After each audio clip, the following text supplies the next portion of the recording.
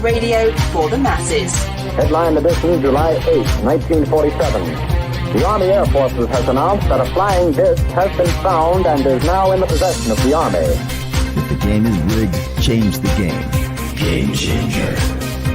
I occasionally think how quickly our differences worldwide would vanish if we were facing an alien threat from outside this world.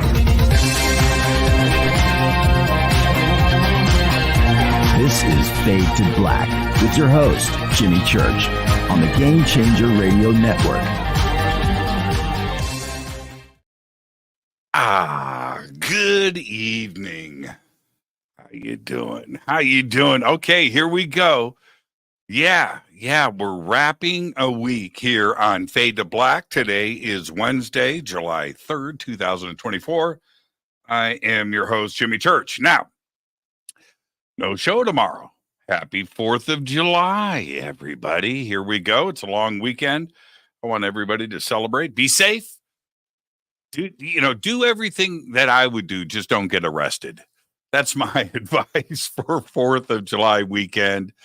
I've got to work, okay. All right. I get that. I've got to work. I've got stuff to do, but, you guys get to hang out, you get to cook and family and friends and blow stuff up and just, man, I wish I could go out there and celebrate with you. So, but I'll watch some fireworks tomorrow night from the back of my house. But we're wrapping up another week. And great week on the show. Rex Bear was with us on Monday and Mark D'Antonio last night. By the way, Mark sent me the video, and I have that. We're going to play it tonight. And he's also included a slow motion section too as well. So I'm going to show that to Richard when I bring Richard in. We'll do that right now. That's called a tease in radio. So, but I'm going to play it for Richard as soon as I bring him in and get his reaction to that. Because tonight, Richard Smith is with us. And again, tomorrow we're off air. Now, I've called tonight's show the Solomon Temple. We may not even get to the Solomon Temple tonight. There's so much to talk about with Richard, and I'm very excited about that. His links are below, the UFO teacher and other stuff. So I've got that up, and we've got it over on the website and throughout social media. I was just chatting with Bill before the show, and he said, dude, is this the last show before you start traffic? No, the last show. When? Please. So, but yeah, he's right. I do have a busy second half of the year. And coming up next, and it's in August, it's the weekend of August 3rd and 4th, the Conscious Awards in Miami, Florida, and that's hosted by Giorgio Tsoukalos. I'm co-hosting it and emceeing it and doing all that stuff. And so that is the weekend of August 3rd and 4th. Before that, I mentioned last night the passing of my dear friend Jerry Reeskamp, and I'm going to head out to Indianapolis for his celebration of life. And so I've got all the arrangements done for that. So we may miss one show due to travel the week before August 3rd and 4th. And then coming up, Contact at Sea Cruise to Alaska, September 6th through the 13th. Links for that are below. Egypt in October. That's October 3rd through the 14th. And then Peru and Bolivia with Brian Forrester. I believe Egypt is sold out. You can get on the waiting list. Contact at Sea. There is room there, but you've got to get on that. You've got to get on that now. And that's coming up in September. It's going to be here before you know it.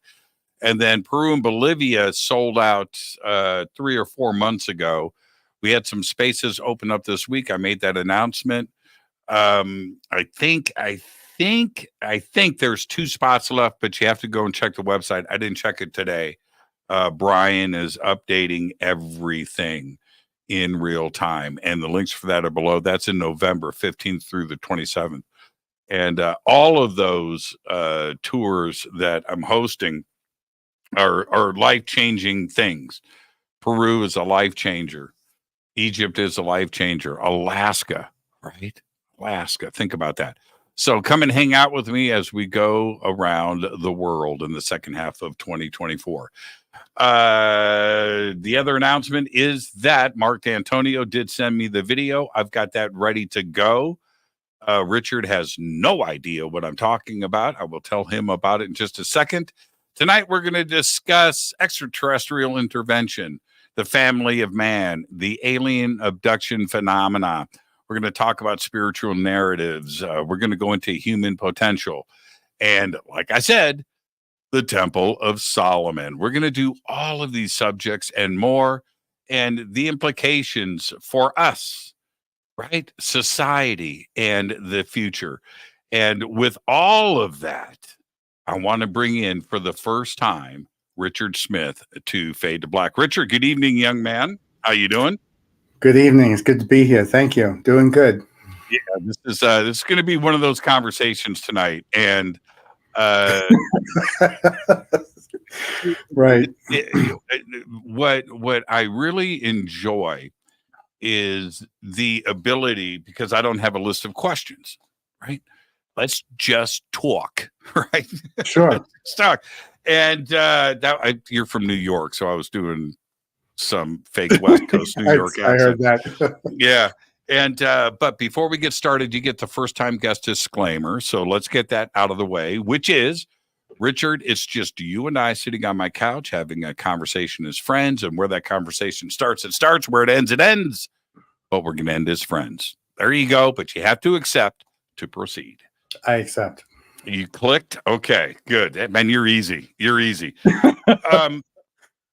Before we jump into everything with you, you heard me just mention last night, I had the great Mark D'Antonio on the show. Love the guy. Cool. He is just absolutely amazing. Yes. And so he tells me, yes, he says, man, last night, man, I caught this video. So they live stream from observatories around the country, right? The night sky. And they've got a brilliant YouTube channel, and it's all networked out. It's really well done. He talk about service, right? He's so good at it. But he says he caught something, and he doesn't know what to make of it. And so when Mark D'Antonio says that, you pay attention. Right? Yes. You're like, okay, what is it that, and so, because he's the guy, Richard, as you know, where everybody takes their videos to, they take their imaging to, they take their experiences to, and he analyzes it and breaks it down. It's his job, and he's really, really good at it. And he's a heartbreaker too, because of that, right? Okay. So, but if he says he doesn't know what he's caught, that's got my attention. So, the observatory, I believe, is in Arizona. Okay. So the camera is pointed up, and it's catching the entire night sky in a circle. Okay. Right. So that's what it is. And you can see the Milky Way. It's curved. It's because of the lens, because it's capturing everything horizon to horizon, 360 degrees. But in the upper left-hand corner, you're going to see it a couple of times. I'm going to play it. This object comes in to the shot. All right. So this is the video. There's two parts to it. There's one in real time, and then in the second half of it, it's slow motion. All right. Okay. So here's the video. And you'll see the object pop up in the upper right-hand corner. Now, here it is slowed down.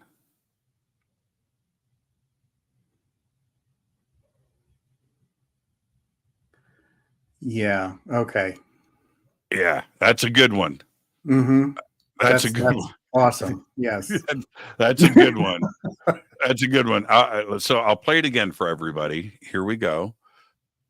And you can see in the left-hand side, you see the Milky Way, right? See, that's so cool. Mm-hmm. doing sound effects. Pew.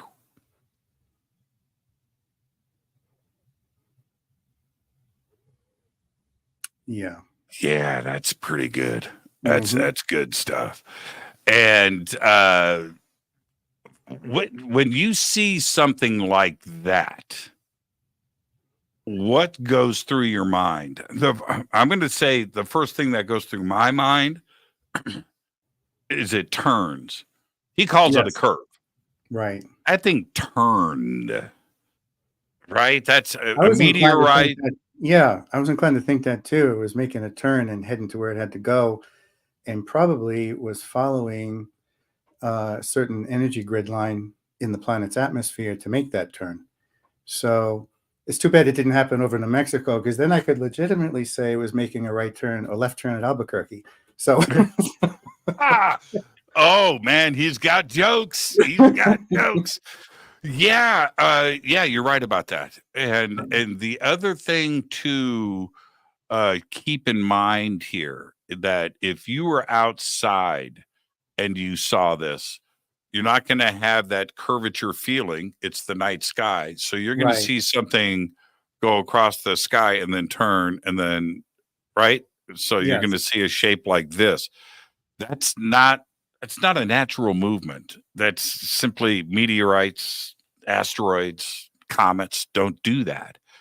Um, the other question is what was the altitude or the distance from Earth? Was it in our atmosphere or was it outside of our atmosphere? And was it a flyby of the planet? Mhm. Now, so, but it feels intelligent to me. What do you think? It does. I mean, I think it's safe to say we can rule out satellites, commercial jets, and helicopters at this point, with the way that thing moved so fast and was easily making a turn like that under control, um, as if there was no such thing as gravity. So it seemed lighter than air when it made that turn. Yeah, yeah, yeah, yeah. I agree. Everything that you just said, I agree with. And let's pop it up here again. Now, if you think about it, from horizon to horizon, how fast is this going? Mm, Right? right. And I'm thinking of on a just the naked human eye looking up and seeing this too on a flat sky instead of this concave camera view. Um, that would have probably looked like an immediate L shape on the turn to the naked Yeah, eye. yeah, yeah, yeah, yeah, yeah. Yep. Wow, that is just That's that's amazing, though, that they caught that. That's beautiful. yeah, yeah. It's worth one more look, and then Yes. I mean, now I understand his excitement when he was telling, because he's looking at this imaging all day, every day. This is what he Oh, yeah. does. And for him to catch this is the holy grail. But that thing takes a And turn, man. yeah, and the amount of patience he must have to sift through all that footage too at times. Woo, man, that's exciting stuff right there. So that's from Mark Antonio. And he sent me a couple of we're corresponding back and forth on thoughts and what we think. So now let's get into this. For you. Now, this is like an easy question to ask, but it's for you, it's like very direct.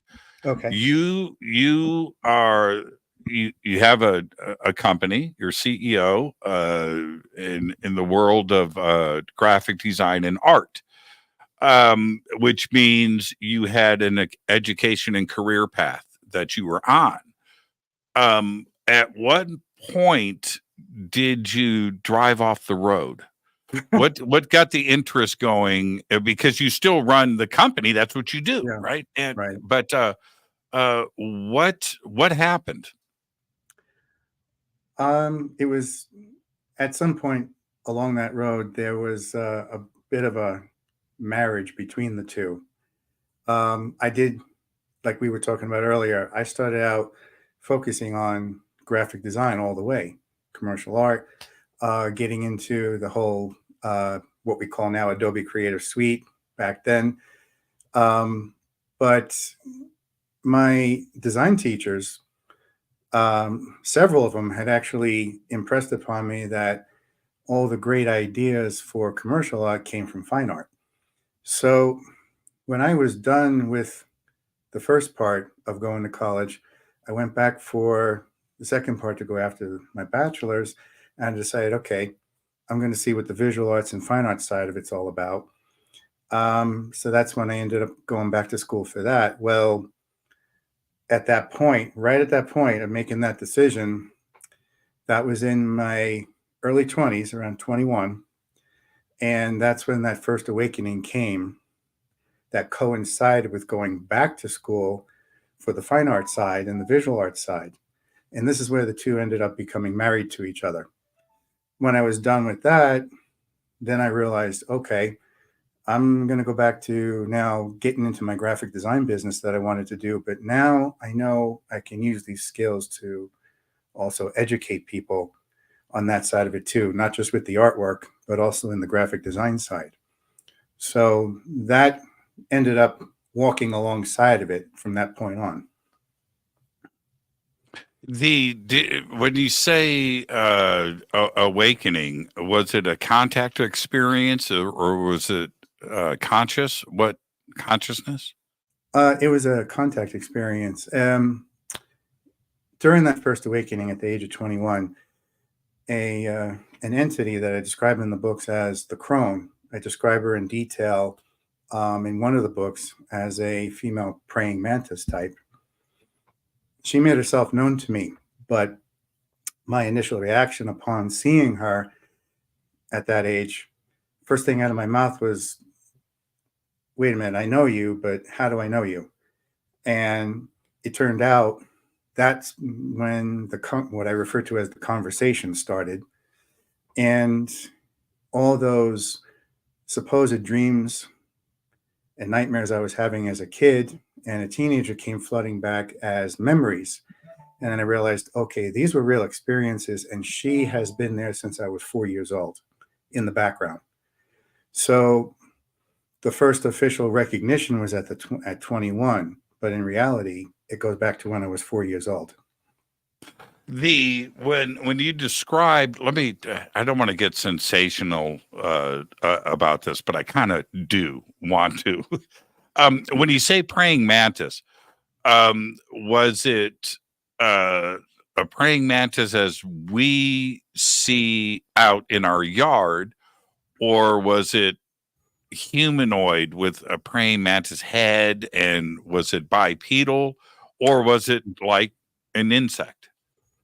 I would say for most of the times I've ever seen her and communicated with her, I would say bipedal, humanoid, very large head though, very praying mantis like.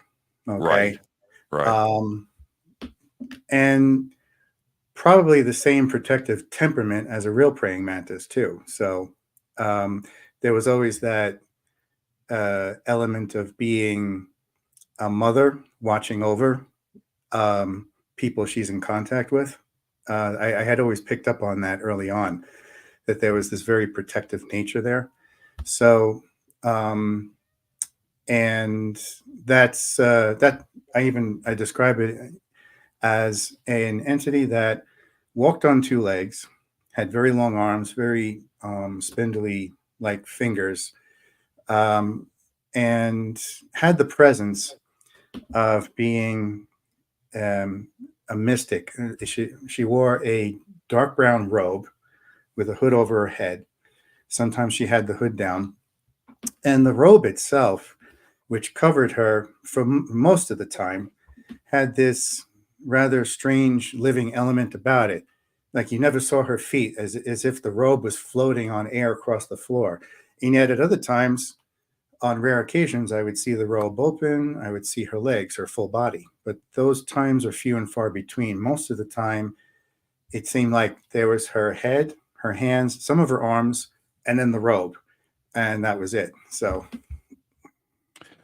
Let's for a moment take the entire situation as a reality. Like, this is real. This is factual. This is all. Just for a second, let's just stop right there.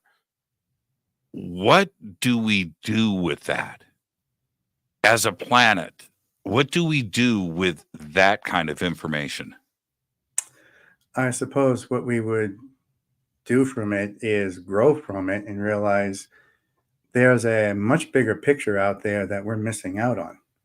And if to say it as polite as possible, if we can't get our act together here, we're going to miss out on it out there. And that would be a shame, because then, in a sense, without that experience, without that contact, without that open communication with the outside community out there, the human race might just die on the vine, and that would be a shame. Now, the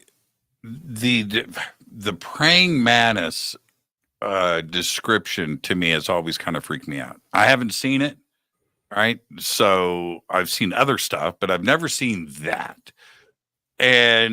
But the descriptions from the contactees have always described the interaction with the praying mantis beings as very loving, very caring, very intellectual, lots of empathy. The same for you? I would go along those lines too. My contact with her has, in a lot of ways, been very strident at times, like a harsh taskmaster. There's a reason why I call her the crone. It wasn't just because she's more of reminds me of a mystic, like, somebody like a Merlin, okay? But she is very much, I suppose the best answer to that is, when I was giving a lecture one day describing the crone, somebody came up to me in the audience and said, you described something straight out of Native American mythology called the crone. And I said, interesting. And she said, the crone in Native American mythology has the same kind of personality, where sometimes she can be a very harsh taskmaster trying to teach you something. And other times it's very more on the intellectual or cerebral level, or very loving. But I understood as the years went on why things may have initially had to be that way when I was younger. If we take today's experiences, like yours and others, and of course myself, and we transfer that back to the ancient cultures that must have had the same types of contact going on, right? Doing the same thing. Mm-hmm. What do you think that influence would have been? I mean, I know this is something that you write about and lecture about, but what I'm getting at is, today we have a pullback and a reflex to images and things like that, and those ideas. But back then, everything is new and everything is fresh. It's just another, another group of people from the other side of the mountains. You're interacting, you're meeting new stuff every day. Not everything is an enemy or scary. So what do you think that was like for the ancients to have interaction with mantis beings and ET? They saw them automatically as part of the larger community, which is why they, for the most part, would refer to them as the Star Nations. They just saw it as, well, let me say that in reverse, actually. The ancients would have realized that we are an extension of them. This planet, this global community, is an extension of the galactic community. That was the relationship that they saw. And so nobody was freaking out. No, you know what I mean? There wasn't anarchy in the streets of ancient Sumer, right? No, well, there was a time in our ancient past where the mentality for communication was much different and much more on the wavelength of those extraterrestrial beings.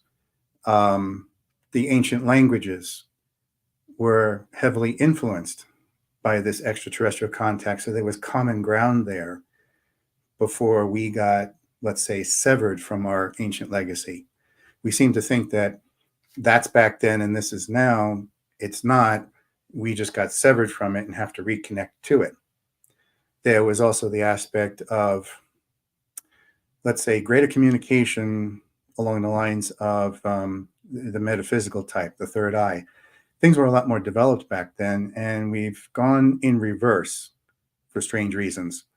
We've de-evolved, and for various reasons. But we have to get back to that. For them, it was a case of just straightforward communication. It was open. It was understood.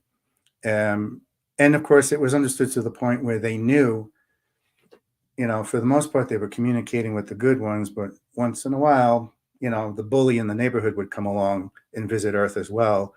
And this is where you get stories in ancient India about that interstellar battle that led to atomic warfare over there.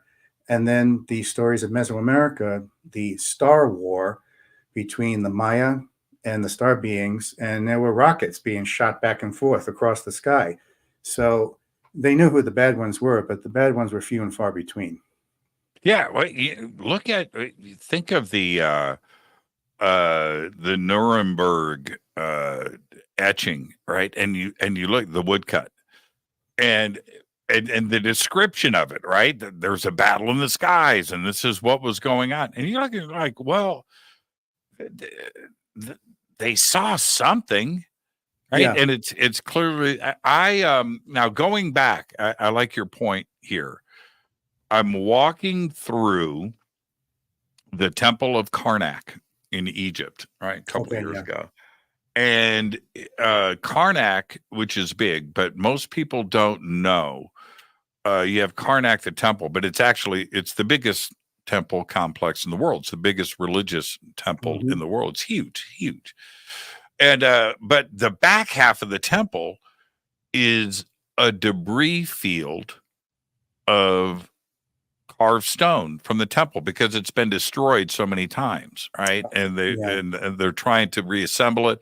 Everything is tagged and numbered and slowly, but it is acres and acres and acres and acres of these large cut stones that need to be reassembled. So I'm walking through this debris field, and it's impressive, man. It's really cool. I'm just walking, and I'm with a friend, and I look, something catches my eye to my left, and I look, and there's a big, limestone, granite, whatever it is.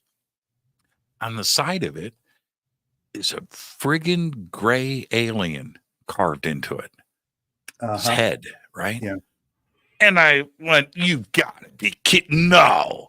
Right now, there's got to be. I'm serious. I'm standing in the middle of 100,000, carved 100,000.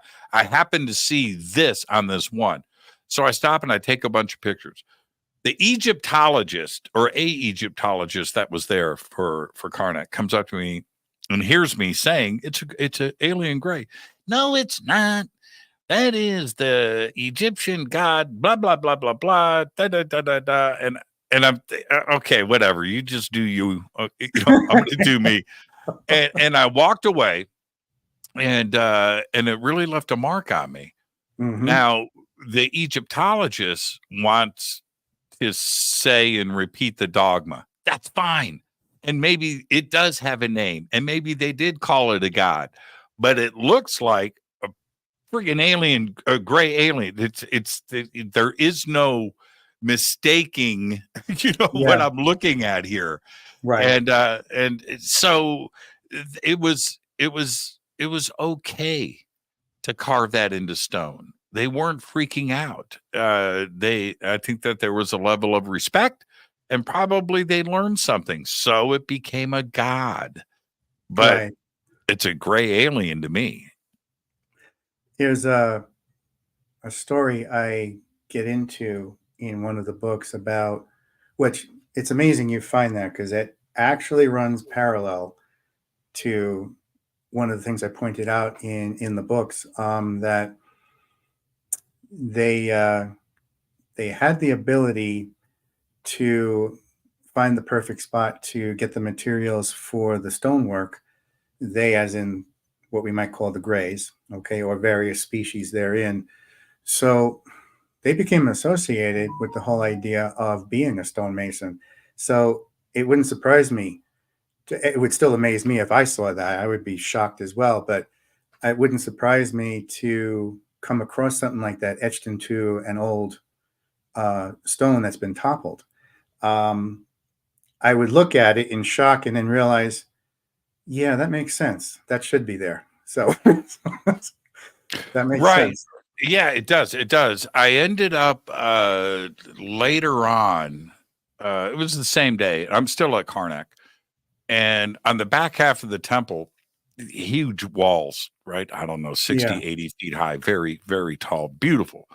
But and the carving, it's just it's insane. What's on the back half of that temple, and there he was, and this is all. There's a lot of carving going on, and I'm just looking at the wall, and there he is, dude's right there, spindly bodies, got that head, got the eyes, got these really funky ears. It's bizarre, man. It's bizarre. So I only saw him carved on a wall in that one spot. Okay. But on the rock was the first time that I saw him, and it's like head and shoulders on the rock. But here it was his whole body on the back wall of Karnak. So important enough to be in the presence of a pharaoh, Right. Exactly. carved on the back of the Karnak temple, that it's been redone and redone and redone by every succession, that took place. Everybody wanted to put their name on Karnak. The Romans came in and sacked it once. I think the Greeks came in and toppled it. I think the Persians came in and they just kept rebuilding it and rebuilding it. But there he is on the back wall too, as well. Now and staying with this, you brought up a really good point. The idea, and I like when Giorgio Tsoukalos says, "I never said it was aliens. I never said that." But right, and everything is taught. Mm-hmm. What's wrong with being taught something from somebody else and being given knowledge, right?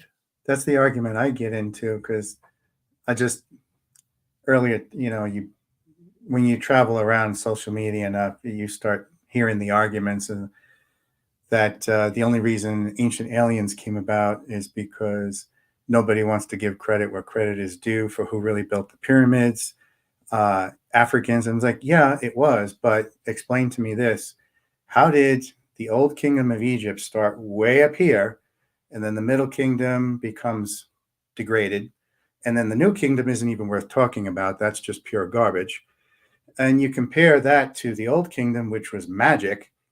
That was taught, that was brought from somewhere else and taught to your ancients so that they could use it. And if you're just going to say you pulled it out of thin air, then where are all those smart people now? What happened to them? Why aren't they still here? Why was there a slow disappearance to the point where it migrated to what it is today? And then we look at the pyramid like, I wouldn't know how to do that with modern construction equipment. Well, okay, then you have to start saying, yeah, your ancients probably did it, but not without help, and not without help of knowledge as to how to pull that off in the first place so that you could do it. Because there's a whole 12,000 year history before that. And then there's a whole 50,000 year history before that. And what was going on there? How many civilizations did we miss out on? So, what do you think did happen after the Old Kingdom? Why did the herd get thin so quickly? I think it's interesting you should bring that up. I get into that, the hows and the whys, as to how we got from there to here today. And it started right at that point, that turning point from the Old Kingdom to the Middle Kingdom, when it started going downhill, because not because everybody just gave up and went home, but more so because there was this other outside jealous element that moved in and started making problems.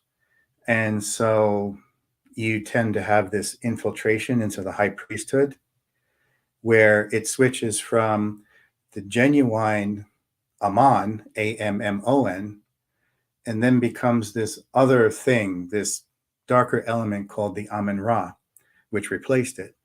And at that point, that's when you have that other jealous element that moved in, because they didn't like having enlightened human beings with all this advanced capability.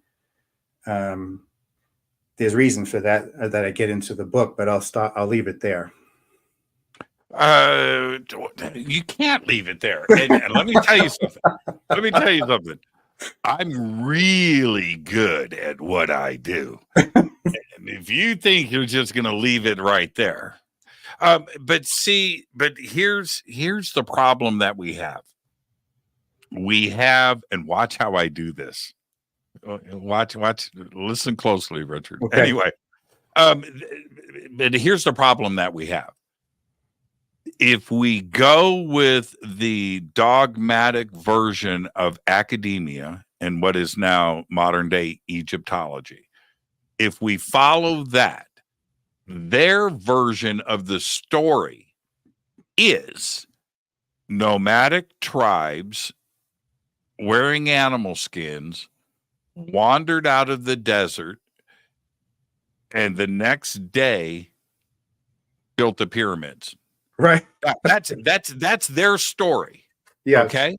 And so at 3000 BC, right, going from looking for worms in the dirt for your next meal, okay, right, Yeah. to engineering, mathematics, astronomy, right, government, agriculture, organization, the ability to quarry, the ability to carve, art, written languages, overnight. Yeah. Like one day we're swinging clubs. The next day we build the most beautiful, perfect structures ever in the history of man. Yeah, exactly. And then go downhill, and then go downhill. It's not that kind of party. There's just no way that it happened that way. That's as bad as when the dogma of European history will say that, well, we got all our knowledge from the Greeks. Well, where did the Greeks come? Oh, they just fell out of the sky. No, that's not how it happened. And they got it from the Egyptians, right? Who got it from somebody else. And here's the other issue. And you just mentioned this, but let's throw a magnifying glass on this. In the stretch between 3000 BC and 2800 BC, that's 200 years, right? And if you narrow it down, it's really 2900 BC to about 2750. So it's about 150 years. But in that 150 years, the Egyptians built 50 pyramids with no population. You're telling me this was tribes coming out of the desert, and then overnight you had hundreds of thousands of people in the country to build all of these sites. The Bent Pyramid, the Step Pyramid, the Red Pyramid, Khufu, Khafre were all built at the same time.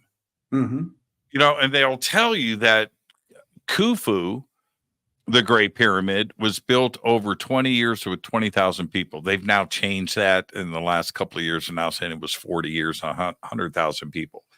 But they don't tell you that Khafre, the pyramid next to it, all right, the center was built at the same time. Yeah. So that's 200,000 people. And that's 5 million stones, not 2.5 million. And then you have the bent pyramid, and you have the red pyramid, and you have Dozier, and you have everything else that was built up and down the Nile all at the same time. There wasn't a population to support that. No. So the only answer is, as you're saying, you were taught how to do this, and you did it very easily, but you didn't do it with manpower that didn't exist, right? Right. And you weren't rolling huge slabs of stone that weighed immeasurable amounts of tonnage across wooden logs that would have been crushed. That's just not going to happen either. Those are the excuses that you hear. When you put it the way you explained it, though, it does coincide with things that I've come across in recent years, that there was this urgency, this sense of emergency to balance out the planet and somehow protect the planet by getting these pyramids built in a certain way to connect with, maybe the theory is, the string of pyramids going like a belt around the planet to create a certain energy field to keep the planet from basically going to hell with itself at a certain point. Tote is attributed with figuring that out and realizing, okay, we got to get this built in time. We need this energy grid. We need this power structure. We need these battery cells, aka pyramids, to solve this problem. Otherwise, the magnetic field and everything about this planet is just going to go right out the window, and we don't want that happening. I have a sense that somehow or other that belt of pyramids with a central focus in Mesoamerica and Egypt, almost like anchor points, had also been a bit of a force field to stave off the repeating factor throughout history of the sun sending out some pretty dangerous plasma storms out into the solar system, and us being in line of sight of that. And history has shown, yeah, we've had to weather the storm on that, and people went underground because of it. And you see these ancient stones, not just Egypt, but everywhere around the planet, there's this vitrification or melting of stone that can't be melted. So what would have been strong enough to do that? Well, it was either an atomic bomb or it was a coronal mass ejection. Take your pick. Yeah, well, you bring up Mesoamerica, and so the idea, the design of the pyramid, and you know aesthetically, you know how to comment on stuff, right? It's a perfect structure. Yes. And to the eye, I don't think that that's an accident. But to have one culture do it, that's one thing. But to have this repeated in China, Oh yeah, in the Americas, North, Central, South America, right? We had the mound builders here in North America, all the way over into Egypt and up and down Africa, right? This perfect structure. How do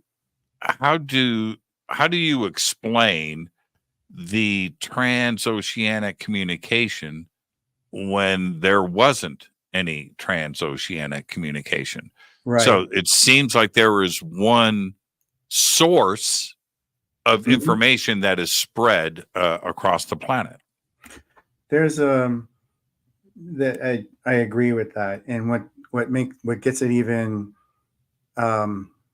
more interesting and amping up that point you just made is when you take a look back in time, you realize there's these ancient artifacts that are hands down the depiction of a flying vehicle, a plane, something we would call a Cessna today. Okay. Especially in Brazil, you'll find it. But so with that, then you start looking elsewhere for it. Well, if they had it, where else was this? Well, when you look at the hieroglyphs of Egypt and you start seeing that depiction they have of the serpent in the sky with the wings, I don't think it's too much of a stretch of the imagination to say that was their version of a commercial airliner jet going across the Atlantic and communicating directly between Egypt and Mexico and everywhere else. solar powered, battery powered, electricity, whatever they had, they were able to attain the power of flight mechanically and technologically at a time when Earth was going through a pretty bad time ecologically. And so there had to be some means of banding everyone together. In many ways, Egypt became that central outpost for the rest of the planet, and communication was sent out back and forth across the Pacific and the Atlantic, whether it's China, Mexico, Egypt. It was almost like this leapfrog effect. You have Easter Island or Rapa Nui. Look at the Moai. Look at in detail, the structure of their earlobes. People will often, from my perspective, they'll often interpret or misinterpret them as having, excuse me, very long ornamental tribal earrings. Well, not really. When you take another look at it and you put it in context on what's going on with the planet at the time, and everything is a state of desperation and everybody's got to work together, you realize those are Bluetooth devices on their ears. They were communicating with something up in the sky. Well, okay, that lends itself to satellite technology, not just an airplane. And what adds fuel, when you want to throw fuel on the fire, I think it's interesting that a groundbreaking artist like Charlie Chaplin had a black and white movie with a woman talking on a cell phone that shouldn't be there. Mm-hmm. So what satellite was she using? How was that cell phone even working at the time? Was it the same satellite that the Moai used with those Bluetooth devices on their ears? Is it the same serpent in the sky that was a commercial airliner flying across the sky, but misinterpreted as a dragon or a monster? So this is where, like the experience you had with the Egyptologist. Oh, no, that's not a gray. It's this, that. That's the disconnect from our ancient history, this constant watering down of, oh, it's just a religious symbol of a serpent with wings. It means this and that. Well, I'm sure maybe it does mean that, but the meaning came from a technological influence first. The Ankh, a very ancient symbol. People will often look at that as, oh, that represents an angel. Well, no, not really. It represents a bird. It represents a very ancient extraterrestrial race known as the Ankylos, where we get the word Ankh from. And that's what they look like. Now, when you go back and look at the Ankh, then you realize, oh, yeah, it's the head of a bird. It's the wings of a bird. It's the tail of a bird. It's referring to an avionic extraterrestrial race. So, yeah. Can I? I'm going to dig into your artistic side here for a second while we're in this discussion. The golden ratio. You went to art school, Mm-hmm. and so when you get into how do I say hardcore design, there are certain things that humans just go, huh. Right, they're comfortable with, right? And one of them is the golden ratio, and it's perfect. When you go to, and we go back to that dogmatic, crap, you go into the king's chamber, and it is the golden ratio, floor to ceiling and every wall. Right. Now, either, okay, this is it. Either they just knew how to design something perfect to the eye, aesthetically pleasing, so perfect that it stirred emotion, and it just happened to be the golden ratio. That was an accident. Or they knew about the golden ratio wearing animal skins. Right? How does the golden ratio come into play 5,000 years ago? Before, Right. literally 3,000 before Pythagoras. Mm-hmm. Right? Doesn't make any sense, does it? No, it doesn't, unless they were carrying around blueprints for 12,000 years before that, but I don't think that's likely. So, When you look at something as a designer and you see the golden ratio applied, could be an architect, it could be a piece of furniture, right? Doesn't matter. A Lego block, right? Whatever it may be, you see it, right? And you can appreciate it, and you know what is taught in art Yeah. school and design and industrial design. But when you go back that far and you see the golden ratio applied everywhere, and it's not only in the king's chamber, it's in Mesoamerica, it's in Hmm. Peru, it's in the Yeah. Mayan temples, it's at the Temple of the Sun, it's in Mexico City, it's in Chichen Itza, it's everywhere. Right. I just find that very, very, very confusing unless some extremely advanced culture is teaching this kind of math. There's a lot to be said for that old phrase that says a little birdie flew through the window and told me. So, and I think it's fair to say we know who that little birdie was way back when, where things started. So I think there's another aspect to how things, in a sense, up and disappeared and left us where we're at now, scratching our heads and wondering, okay, how did they do that? And there's always that emphasis on they, as if there's a disconnect there. They, well, no, that was us, but with help. It wasn't just they, okay, the nebulous they.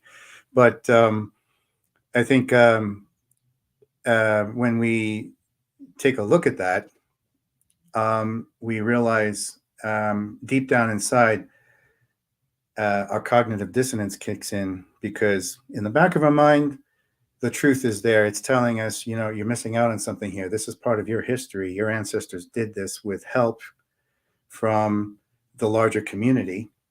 Okay.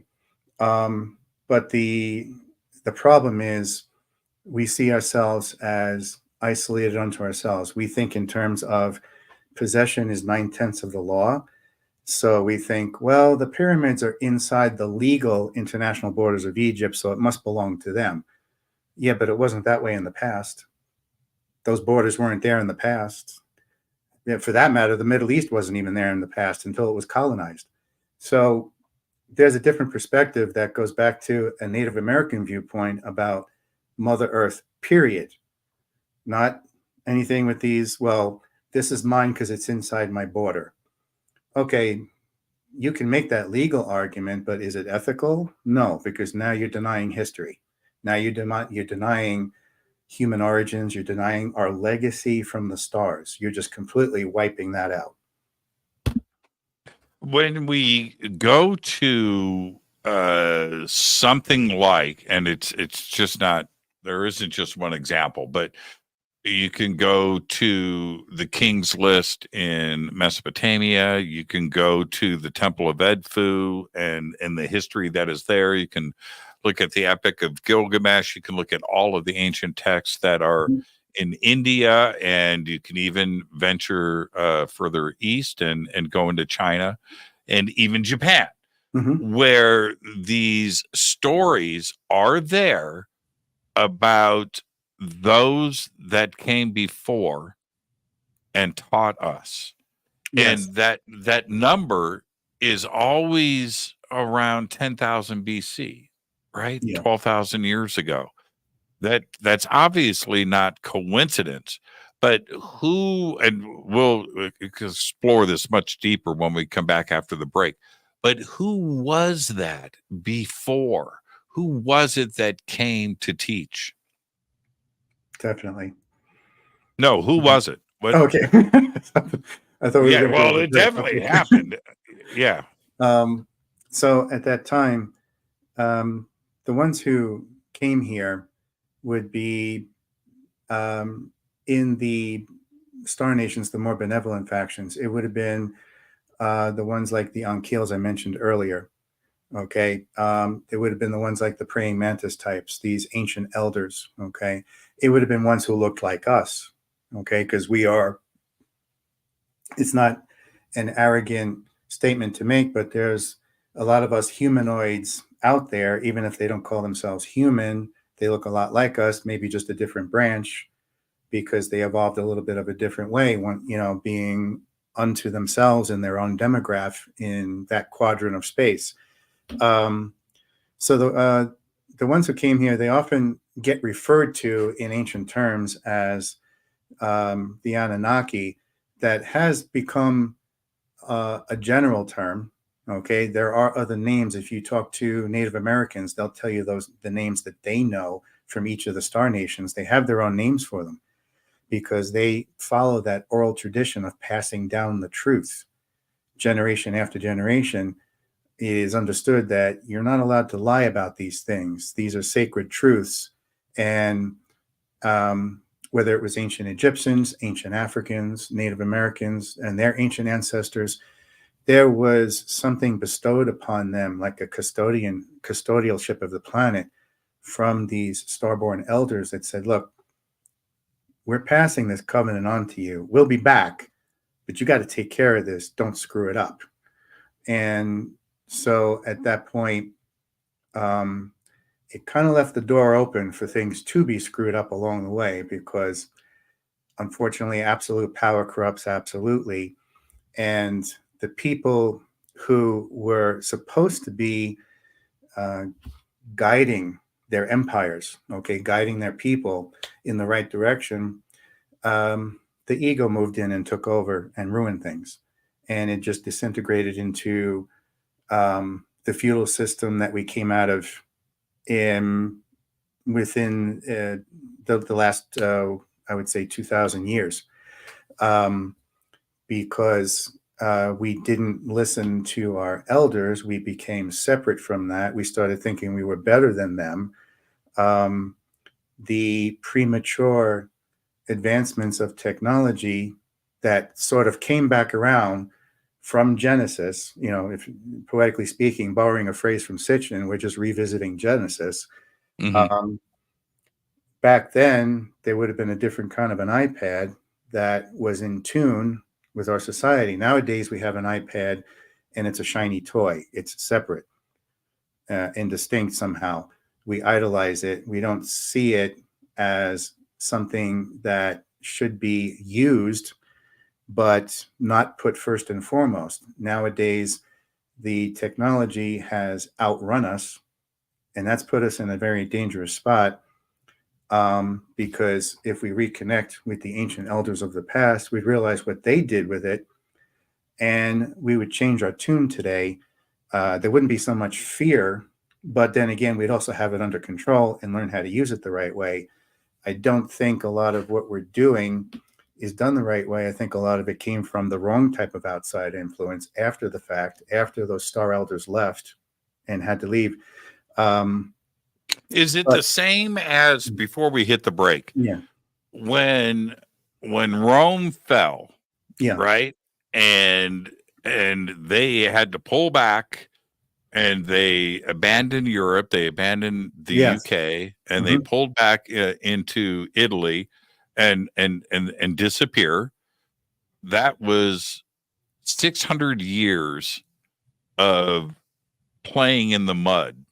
Yeah. For the rest of the world, right? Nobody had intelligence. Nobody knew how to read or write. Nobody, right? It was just a complete vacuum. We call it the Dark Ages today because it was the Dark Ages. Yeah. Is that what happened when the Anunnaki split? That we didn't have, right? Right? It left a vacuum here. Because at the time, you bring up a good point, and it is a good parallel. It's a very good example on a grander scale. At the time, our ancient elders had the ability of accepting downloaded information from these extraterrestrial beings. Okay, could have been the Pleiadians, could have been Delphins, could have been the praying mantis types, could have been the Ankyls. But that mentality was more in tune to taking that downloaded communication. As time went on, we lost that for various reasons. So then it became more of a concrete New England show me mentality, which segregated itself from that abstract understanding of things, of the larger picture, the cerebral understanding. It became more visceral because we lost that mental connection there to accept things. So then we had to learn from everything written down in a textbook. Well, for cultures that are life experience oriented, now that textbook cuts them off because that's not the way they learn. Right. Okay. So now you have one segment of the population learning from textbooks, the other segment of the population still learning from life experiences passed on to them by their elders. And this is where you start getting a separation in the people, and a drastic one at that. And this is where the class wars start in. Okay. Economic wars, things like that, because now you start having a division in the ranks because of that loss of ability to communicate the bigger picture. So when those star elders left, yeah, there was a vacuum there. Um, and of course, just like when the Romans left Europe, Northern Europe, there were plenty of, you know, not so nice individuals who were willing to fill that vacuum, because nature abhors a vacuum. 9 times out of 10, what's the first thing to fill that vacuum? A tyrant. Okay. Fascism, a dictatorship. Well, when that vacuum was left on this planet and things started to become banal and watered down to the point where we weren't learning anything anymore and we were just repeating what was echoed to us in the echo chamber, that left a vacuum mentally and spiritually for other entities to, poetically speaking, move in for the kill and take over because they saw an opportunity to inflate the ego. And if you can manipulate the ego, it goes back to the phrase, the pride before the fall. You can turn anyone into your own personal house slave at that point and get them to do anything by making them think they're the important ones, and then put them above everybody else. So then the rulers who had more of a spiritual side to them now became these tyrannical dictators and kings who were just outrightly abusive and used force of will and power and condemnation to make people do things. And then that's where things start to descend into a lot of darkness. Some people think it has a lot to do with us being on this roller coaster ride on the outer rim of our Milky Way, where when we swing around one side of that center of our galaxy, we descend into a dark age. When we swing around the other side, the other half of that 23,000 year cycle, then we're in the enlightened side. And that's what we're coming into now. I suppose there could be an argument made for that too, that we're finally coming out of that dark side and heading back into a new age of enlightenment, where we're starting to realize where we screwed up and that we've lost touch with our ancestors. And our ancestors, they are them and we are them and they are us. There is no us and them.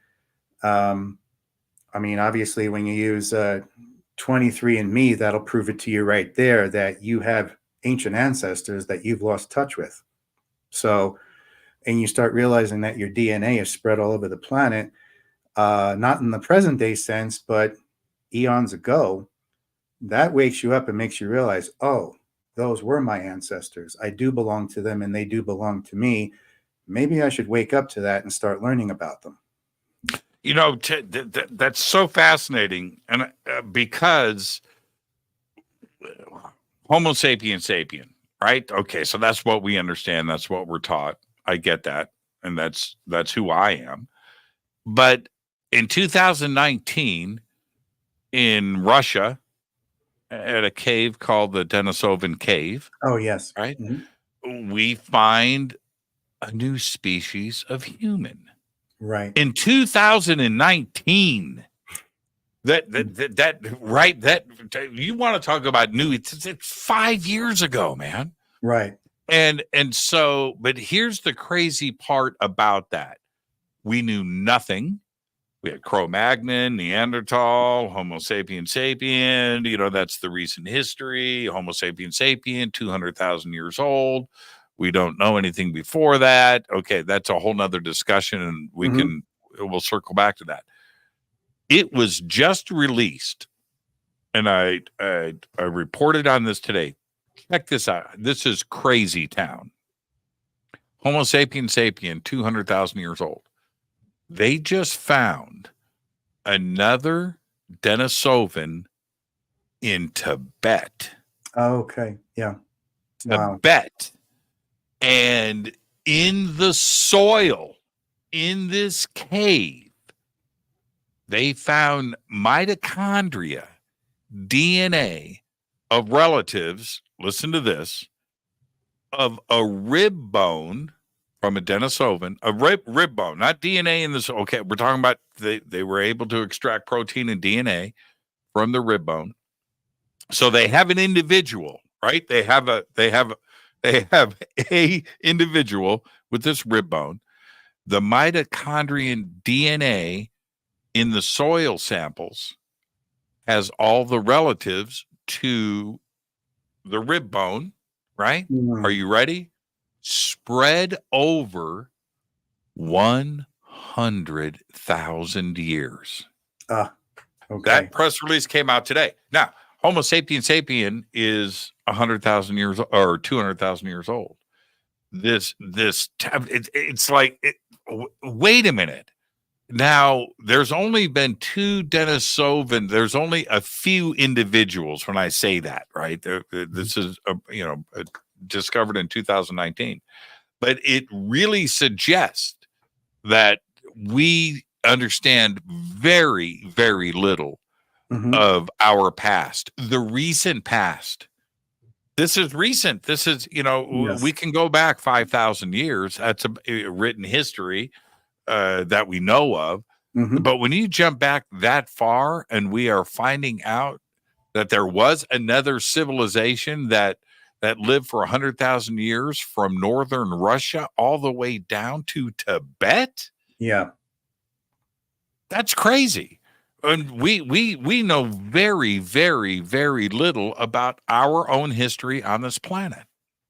It does open up a big part of that conversation about what made us forget, what did we miss, was something intentionally erased so that we wouldn't see it? Has it been hidden? Who knew, Right. Who knew about this and decided, well, we're going to water down the fossil record and just keep it at Homo sapien. So, because now, if you the new realization that would coincide with that article that just came out is, if you talk to any anthropologist today, they'll tell you the idea of a straight line in evolution has been thrown out. That's an antiquated way of looking at things. Anthropologists will tell you now that everything's up for grabs. They can't draw a straight line from Homo habilis to Homo sapien anymore, because that fossil, that family tree is just like a jumbled shrub or a jumbled mess now. It's not a tree with a stump and having branches going out. Now it's just like a crazy vine all over the place, growing in and out of itself. And that's what our fossil record looks like now. That's the more realistic approach that the anthropologists are taking. And they're saying, the old way of drawing a straight line doesn't work anymore. No, it doesn't. It doesn't. Denisovan really throws a wrench in this. And Neanderthal and Cro-Magnon was complicated enough. Yes. Could the chromosomes, is it possible that we could have a Neanderthal DNA? And I hear the arguments for this all the time. Yes and no. And you know what? None of that really matters. You know what really matters? Our face, our forehead, our chin, right? The body hair, the fat, us, beautiful, right? This just appeared. There's no way you went from Lucy, right, 2.5 million years ago, and evolved into this. Well, that's evolved into Adonis. Exactly. No.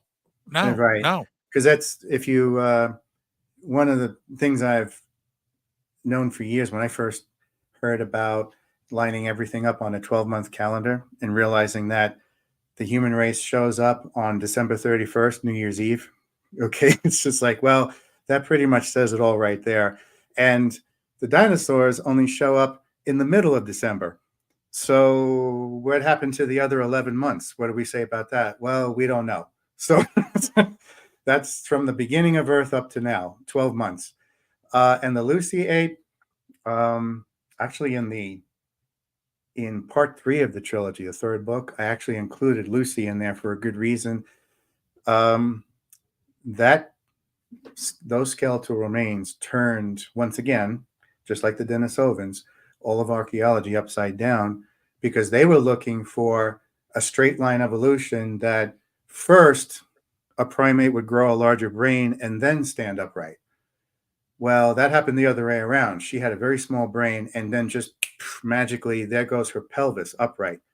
Mhm. Well, how do you get a side-loaded pelvis that suddenly stands upright? Not to mention, if you're going to have a pelvis that lets you stand upright virtually overnight in the evolutionary record, that means your knee joint has to change, your ankles have to change, your feet have to change. Everything about from the waist down, including the lower spine, has to change. Well, how did that happen overnight? And it did happen overnight. And Mm-hmm. so this is where we blew past the commercial break. I've Oh, got to get sorry. that in. But Sorry. that's okay. No. That's when you have a great conversation, you have a great conversation. The answers for this, you mentioned the Anunnaki. That's where I'm okay with the Sitchin, not only Sitchin, but you look at the stories and Mm-hmm. the direct telling of these stories on the Sumerian tablets, all tell basically the same thing. They say the same thing. I don't know about the golden atmosphere and the Biru Yeah. and all of that, but okay, everything's possible and it might have happened.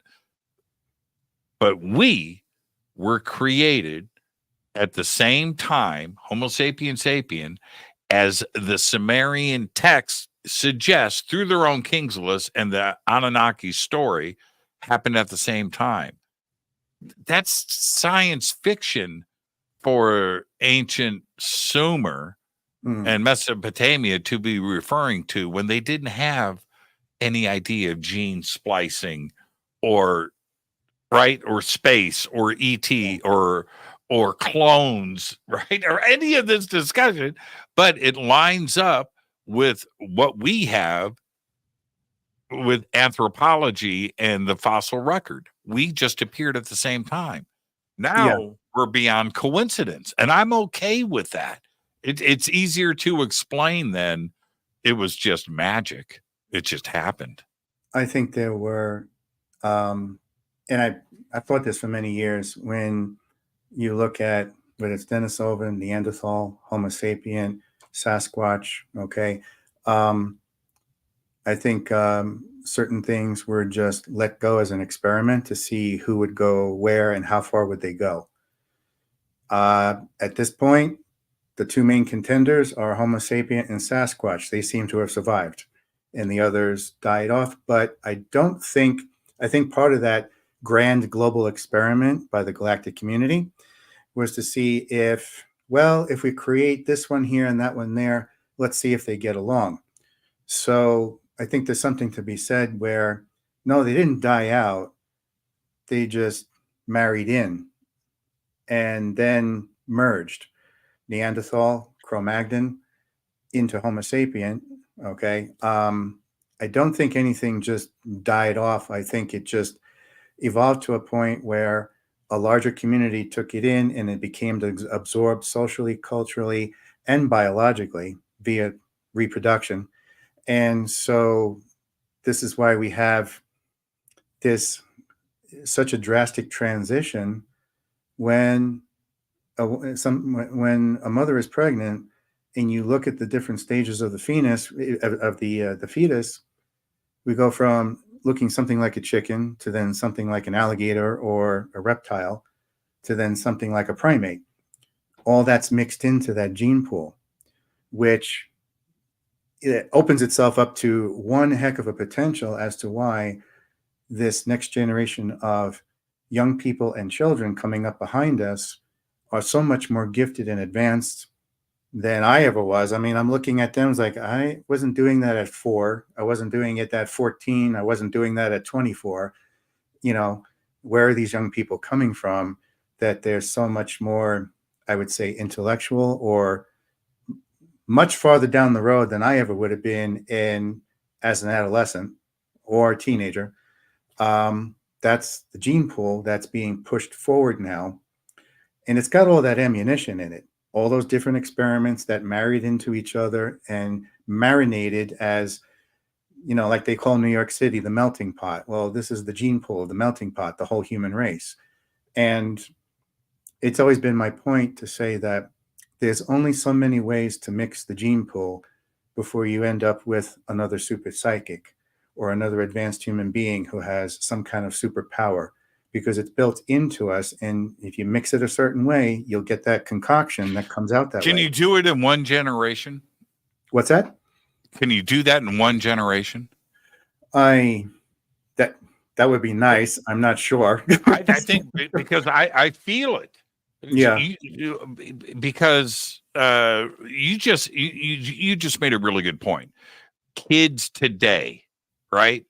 Now, you and I, when we were kids, we accomplished something when we made mud pies. Right. Right. You know, and make a bike ramp out in front of your house and jump. But, you know, that was like some accomplishment. Today, it's not that kind of party. No. And I had read in certain countries that are developed, 4 out of 5 children born today learn to operate an iPad before they say the words mom or dad. It doesn't surprise me. Yeah. Right. Now you don't think that's altering some DNA? Isn't that no. that's like a generational thing? I think that is being done on purpose to prepare us.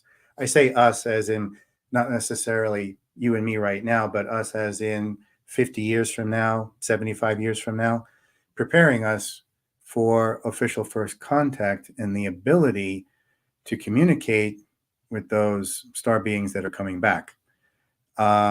Because it wouldn't surprise me. I've always had the theory that the ancient astronaut of yesterday is going to look into the eyes of a child tomorrow and realize and see their descendant when we have official first contact towards the end of this century, Right. or sometime therein. So the extraterrestrials, the UFOs, all these experiences from Betty and Barney Hill right on up to today, that's those ancient aliens coming back. It's the same ones, because that's the longevity they have. We have a stunted lifespan because we got programmed that way at the genetic level to keep us under somebody's thumb. But that's not the way it's supposed to be.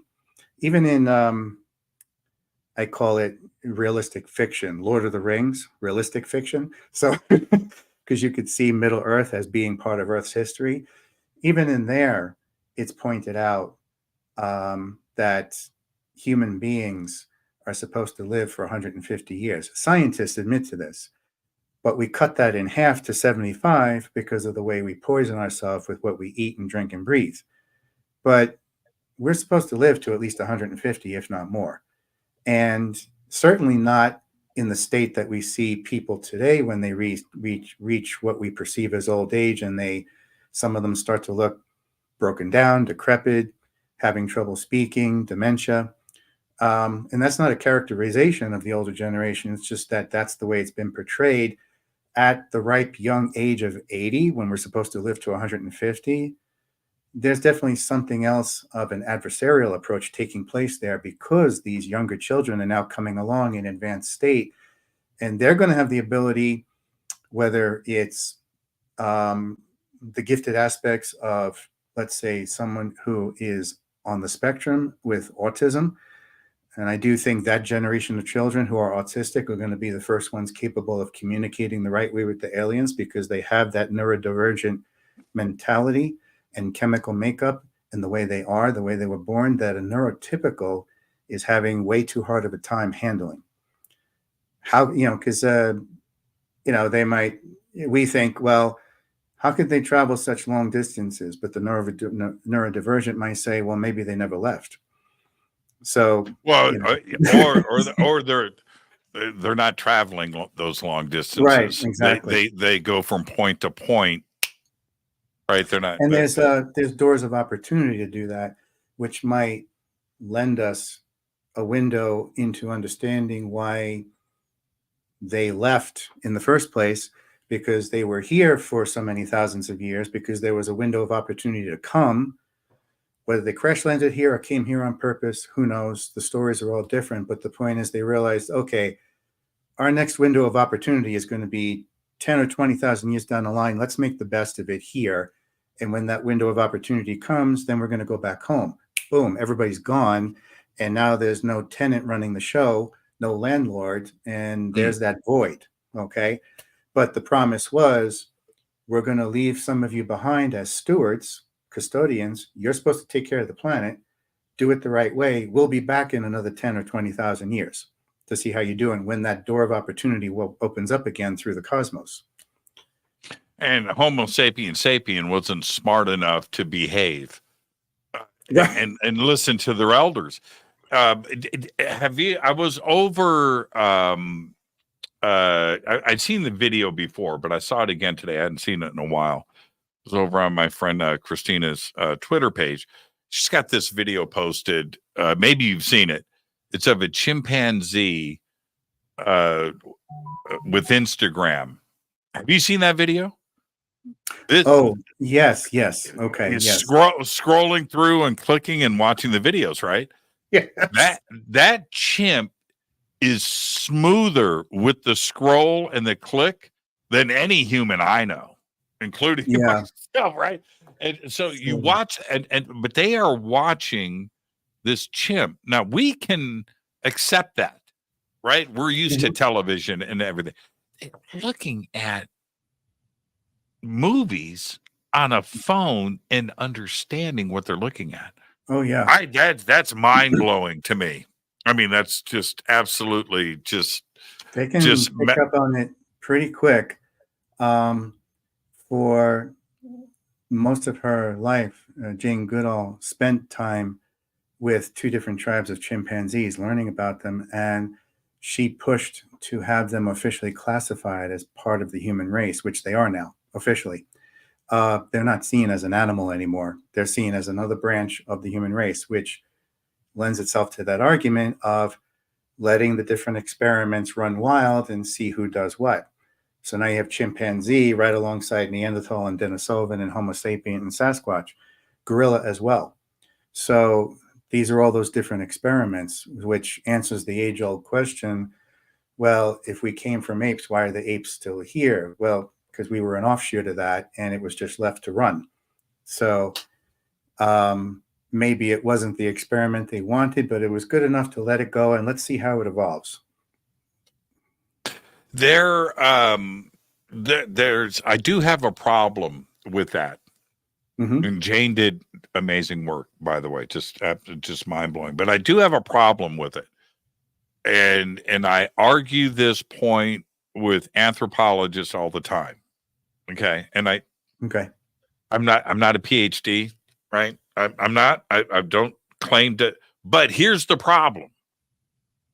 Homo sapien has 46 chromosome pairs.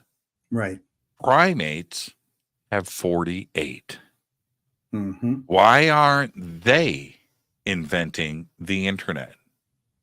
Right. That's a lot of information. That's a lot of genetic data that we are missing as Homo sapiens, but yet we dominate this planet. And all of the other versions of that are 48 chromosome pairs. We're 46. We can't mate. We can't do that. Things don't line up. Nope, it's not going to happen. Not going to work. Somebody came in and snipped us.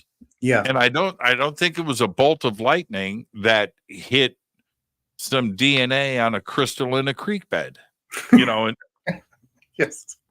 which Right. is what anthropologists will tell you, by the way, that it was just magic. But that's where I have issues.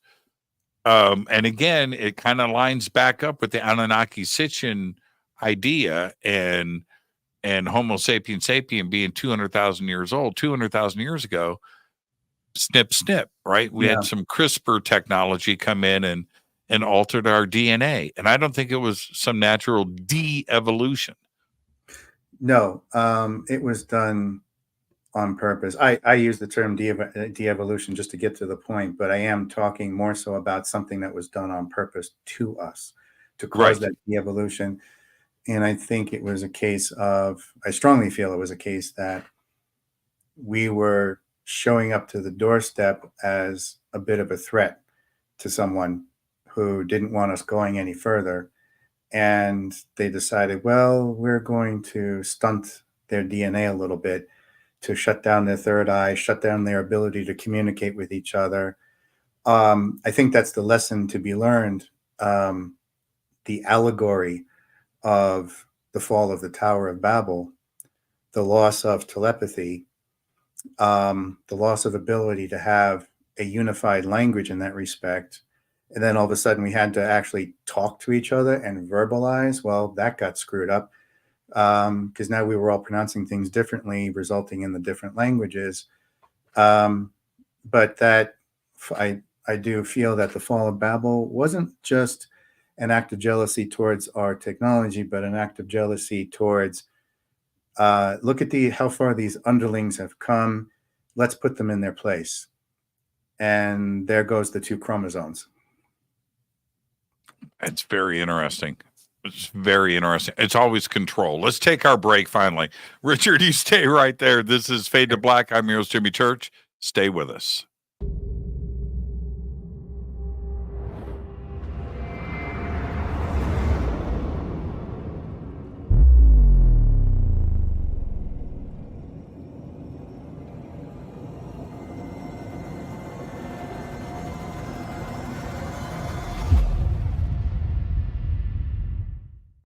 Subscribe to our YouTube channel to get your alerts and access to over 2,000 videos. Click that subscribe button right now. Go to jimmychurchradio.com and get the Fade to Black official podcast. 2,000 episodes, all of them commercial free for just $2 a month. Hi, this is Jimmy Church of Fade to Black, and I want to invite you to come to Alaska with me on the Contact at Sea cruise. It is this September 6th through the 13th, 2024. We are on the largest ship in the Pacific Ocean. That's right, the Ovation of the Seas. It's an amazing cruise, and a ship this big is so much fun. We've got lots of activities and lots of great speakers. We are leaving from Seattle to Sitka, Alaska, Skagway, Juneau. We're going to end the cruise in Victoria, BC, and arrive in Seattle on September 13th. We've got a lot of amazing speakers, including we've got Seth Shostak, Scott Walter, Stephen Bassett, Daniel Sheehan, Daryl Sims, Mas Adi, Vivian Chavez, Grant Cameron, Geraldine Orozco, Misha Johnston, and Melanie Aguirre, and a whole lot more. All you have to do is go to divinetravels.com. You can also go to contactatsea.com.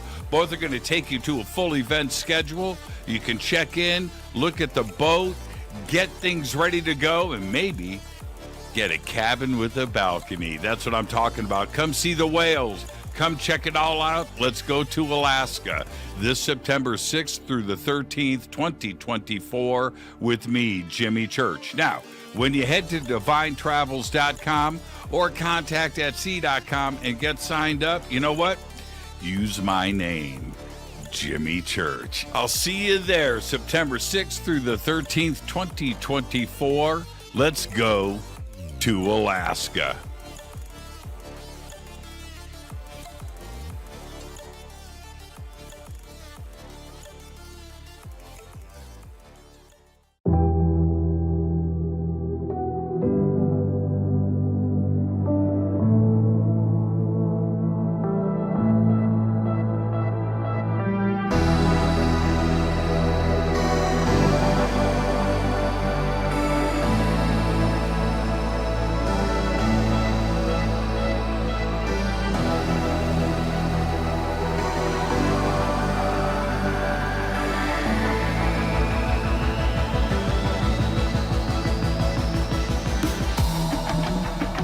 This is Jimmy Church. Please visit and explore Egypt this October 3rd through the 14th, 2024 with Billy, Elizabeth, myself, and very special guest and the #1 podcaster in the world, Sean Kelly.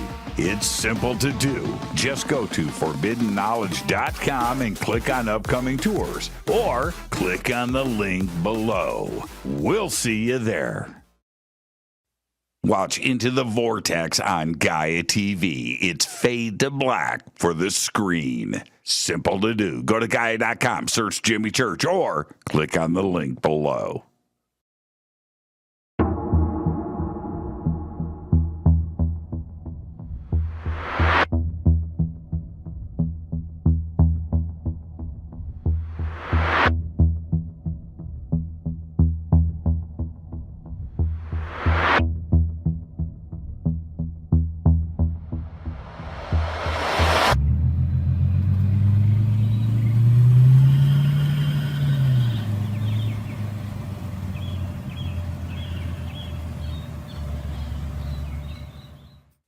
Follow Fade to Black on Twitter at JChurchRadio. Get all of the show updates every single day. It's now called X, but who cares? How you doing? Jimmy Church here. Special announcement. Get your Fade to Black t-shirts. That's right. Help support the show. Help support everything that we do over here. We've got 2 t-shirts. We've got 2 ways to get them. Get your Fade to Black t-shirt today. Go Backley Tappy. Go to jimmychurchradio.com and become a Fadernaut. Get a membership. That's right. Everything is commercial free. You have access to downloads, and you get to call yourself a Fadernaut. River Moon Coffee, makers of the Fade to Black blend. Truly the best coffee on planet Earth. Just visit rivermoonwellness.com or their Amazon store. It's all simple to do. You can check out the Fade to Black blend, the Game Changer blend, or any of their Black Moon Wellness products. It's the only coffee I drink. It is the best, and it's Doc. Again, rivermoonwellness.com.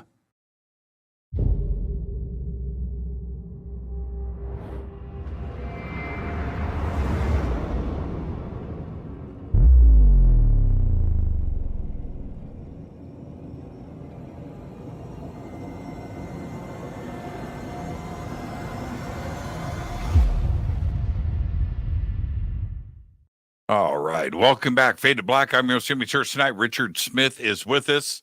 And all of his books, you click on the link, head over to UFO Teacher, and you can click on his books links right there and check out all of his stuff. Amazing work and research that he has compiled over the years. But he's just ventured into the chat. Be cautious. Be cautious, Richard. Tiptoe.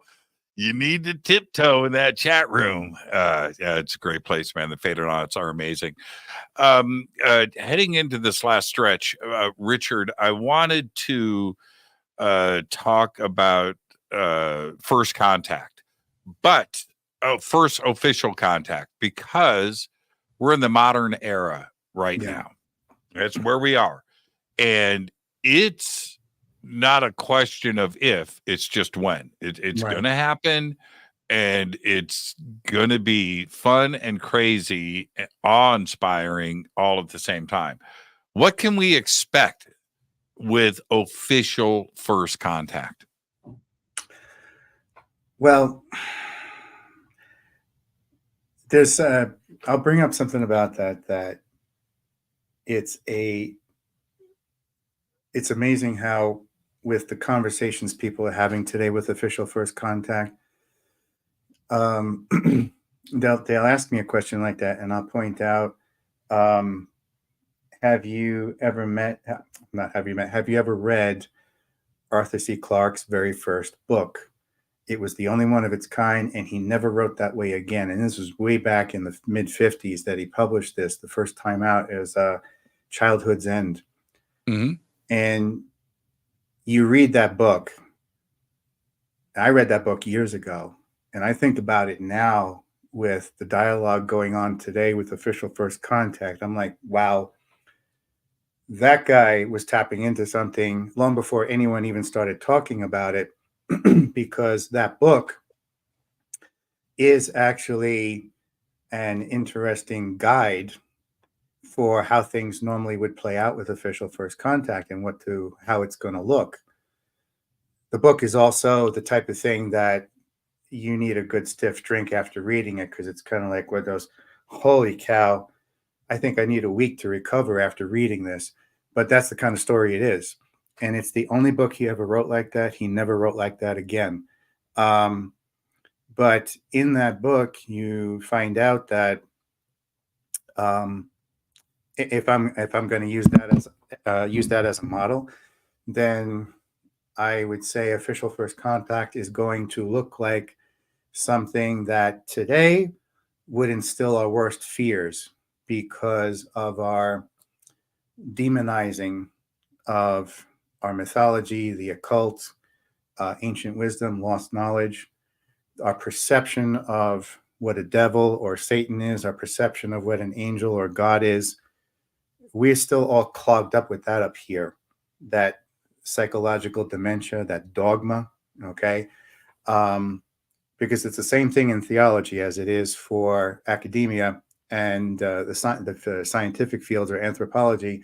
There's still that dogma that says, oh, they're all evil. They're all bad. Why? Why are they? Why? Because they upend your control, your belief system. So there's a reason for waiting, and that is to weed out everyone who is still hanging on to the old ways, those old belief systems that really aren't that old when you start deciphering where they came from, and are only within the last couple of 100 years that they came about in such a bad way. And because if they were to land now and walk out of the spaceship, there's 7 or 8 billion of us on this planet. There would be 7 or 8 billion different interpretations of it. Nobody would be on the same page. Okay. So once again, there's that younger generation, and then the generation after that we haven't seen yet. Those are the ones that are going to see it, because those are the ones that, like this younger generation now, they're already rebelling against these stupid old superstitious ways of thinking. They're looking at it like, Mom, Dad, Grandma, and Grandpa, what is wrong with you? Why do you even think like that? None of that is true, because that younger generation already has 3 different valid sources that they verified and looked into to realize, yeah, my parents and my grandparents are a little misguided. They're not really telling me the truth, but it's not their fault. They're brainwashed. Okay. So you can't get mad at Mom and Dad. You can't get mad at Grandma and Grandpa for thinking the way they do, because they are a product of that generation. And multiple generations before. Right. Yes. It's not like they have the benefit of separating themselves from their generation and having a more omnipresent perspective of things like the younger generation does now. Now we live in an age where they have the facts, bam, at their fingertips in 3 seconds flat. The older generation didn't have that. And now it's too late, because the older generation is already in this fear-mongering adversarial mentality towards learning. You know, I hear it all the time. Well, I'm 80 something years old. I'm retired. I don't want to deal with this anymore. Stop hiding behind your age, because I know an 80-year-old who could run circles around me. Okay. They do exist. And that's because they woke up. They have a younger mind. Okay. They want to play kick the can with the younger generation. All right. So official first contact, if it was to happen today, we'd be running through the streets, probably ripping our eyeballs out, peeling the skin off our bones, and just losing our minds. But 75 years from now, it's not going to be the same thing. It's going to be a case of where those old religious views that are getting in the way right now of approaching that will be gone.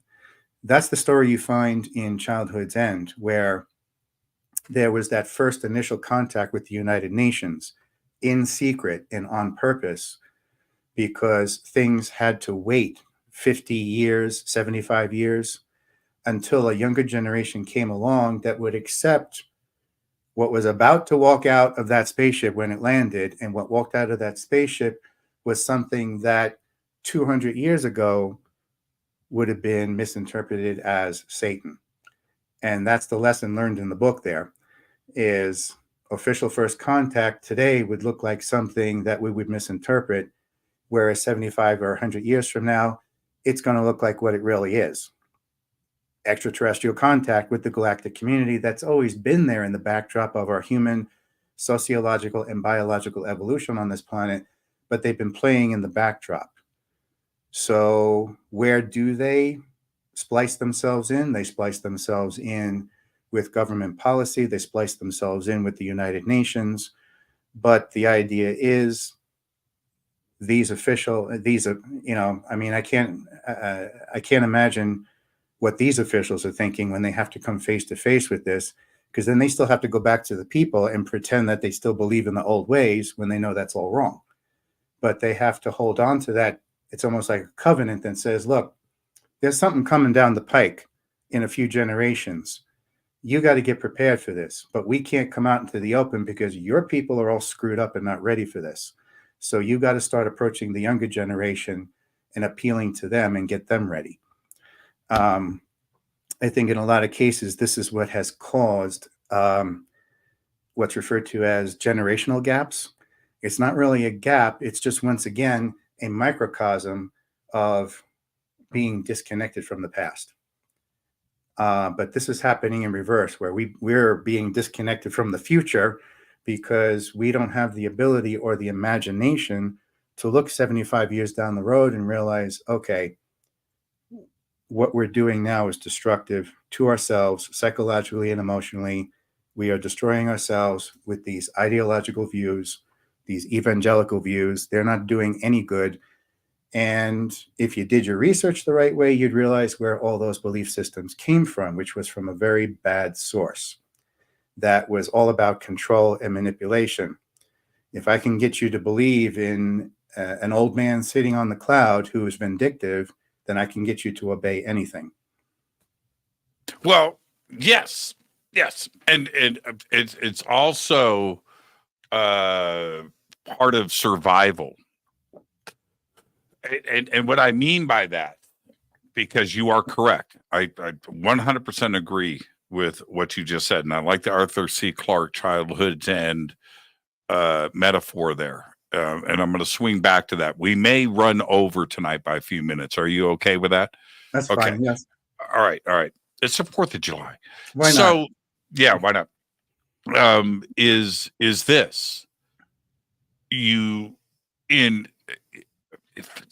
thousands of years ago, where you've got your community, your village, and you're the smart guy, you're running things, and you know that you need to have babies, you need to survive, and you need to survive the night.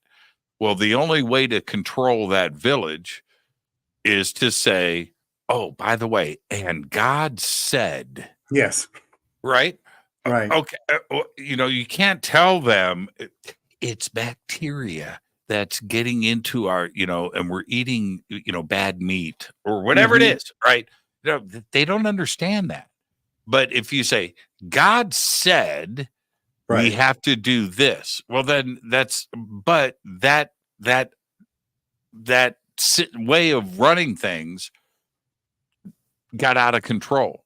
And it's that fear control is what runs us today. But and I totally get that. I totally understand, because you're trying to keep some sense of order. But here's the flip side. Mm-hmm. Here's the flip side. And this is where I get I'm going back to Arthur C. Clarke. Because I love Arthur C. Clarke. Yes. He was a visionary. Is this December 2017, New York Times, right? UFO secret program in the Pentagon, and the videos are launched. The Vatican didn't implode. Wall Street, nobody jumped off the buildings. Everything No. that was predicted in the past about something like this happening, it was going to be anarchy. And that did not happen. And I No. was pretty surprised about that, where most of the world was like, well, of course we're not alone. Right? The universe is a big place. They took it pretty smoothly. Now let's go back to Arthur C. Clarke. And I was surprised about that. I expected more panic and more skepticism. Yes. But Arthur C. Clarke, Rama. Okay. Right. The Rama series of books. I think that is so close to the mark. Again, you have to give Arthur C. Clarke credit for being a visionary like this. But we track an object coming towards Earth a couple of years in advance. We're tracking it, and it's traveling the solar system. And we know that the date that it's going to arrive at Earth, right? We know this. So we have 2 years to prepare mentally and everything else. And I often wonder if that is how it might play out. We have the James Webb Space Telescope. We have the ability to look deep. Once our sunlight from our sun can reflect off of an object, then we can pick it up. Right? Okay, we can say. And I often wonder if that's how it could play out and what that 2-year window would look like. Would it be people pulling out their eyeballs? Right? Because it's coming.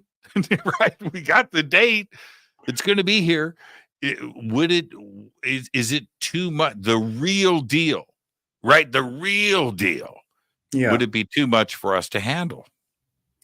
I'm always inclined to follow theoretical science fiction as a guidepost or a blueprint, because those guys, they come from a scientific background and they think long and hard about projecting the facts into the realm of fiction of a what if, instead of just saying, hey, let's go crazy.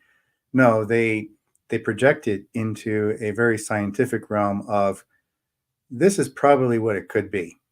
So I'm inclined to go along with those lines. I think that's the one thing, if people would read theoretical fiction more often, be it Asimov or Arthur C. Clarke or Greg Bear or many others, or David Brin, they would feel a lot better about what's coming down the pike in the next 75 years. So, and they would feel better about the fact that their own children are surpassing them. I think that's a big problem for parents today. And I get it. You're looking at your 3-year-old spelling out her name on the refrigerator with magnetic letters, and she's never been taught how to spell. I saw that with one of my friends, and their baby, the 3-year-old, did that on the refrigerator. I'm just like, I was dumbfounded. And this was years ago. This wasn't yesterday. This was already 20 years ago when that happened.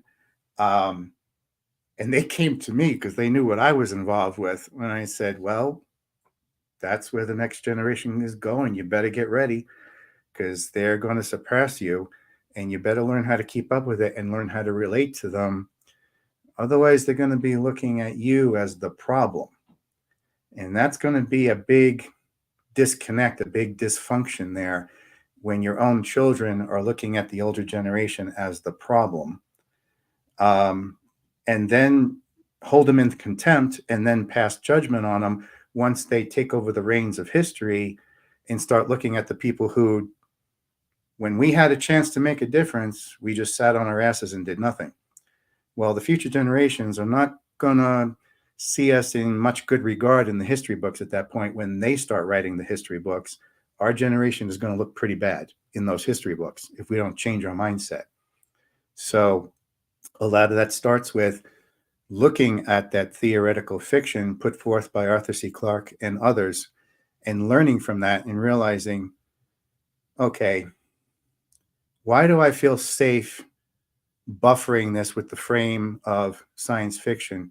Why am I not comfortable with looking at this as something that is hitting closer to home and could very well be more fact than fiction?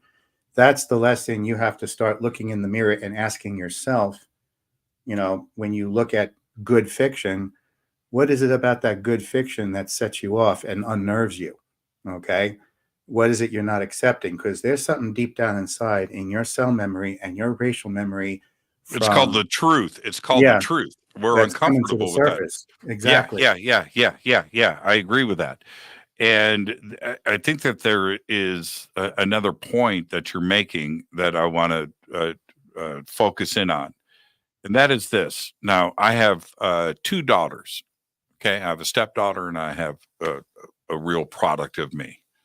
All right. They're both the same age. They're both about to be 30, both born in 1995. And watching them grow up and hanging out with their friends. Now, they all know what I do, right? Right. They've all got TV sets. They've all got the ability to watch me.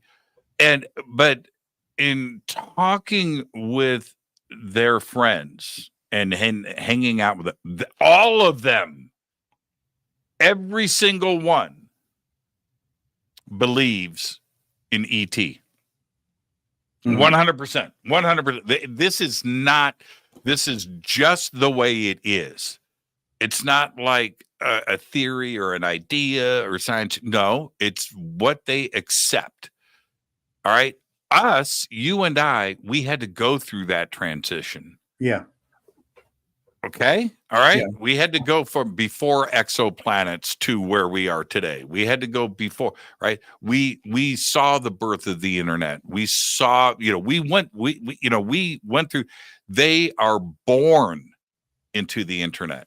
Mm-hmm. They are born into this knowledge, right? And the next generation, starting today, the children born today are born into a world of AI. Mm-hmm. Yes. They're born with that. Right? They are born with that. It's a whole nother concept for you and I to go through the changes of black and white TV to color TV. Right. Right. We went through those changes. They are born into this now. It's mind blowing how their outlook of the universe and the world and who we are is going to be so vastly different than us, because we're accepting of it, but we're learning on the fly. They are born with it now. Mm-hmm. Yes. That is a crazy concept, isn't it? It is. That's where it gets into that challenge of the parents of today and the children of tomorrow, and the ability to communicate within there. Oh, and that's the point. Also, going back to childhood's end, that's a whole generational thing. Yeah. Right. And they wanted ET, which is, I don't want to freak everybody out. It's just a book, everybody, but it's pretty interesting. It's a thin book too. That thing is like 50 pages or something. I've got a copy of it. I forget, but it's anyway. Yeah.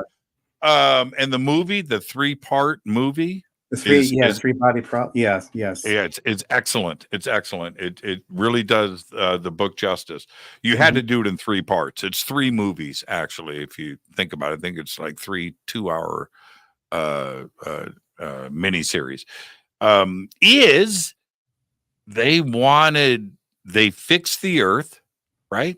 Mm-hmm. No jobs, no stress, no disease, no nothing, and they relieve the negativity of the planet for that next generation of kids to be pure. And what do? They take them. Yes. That was pretty interesting, man. Pretty interesting. Yeah. And you watch it. It's like watching it go down right now. Okay, so one last thing, and then when we end this, we'll end it. I want to talk about where we are right now with the Invisible College. Okay. In J. Allen Hynek's book, oh man, the second book that he wrote, I'm trying to think of the name of it right now, but he's got a chapter on the Invisible College. And Yeah. his take on it is pretty interesting considering when he wrote it, right? 1978 or something. Think about that. It's pretty interesting. But his take on the invisible college is that you have now there are different versions of people's ideas of the invisible college, which is why I'm bringing this up with you. Okay. His take is that there are intellectuals out there that don't want to make moves publicly, but behind the scenes, they are at work.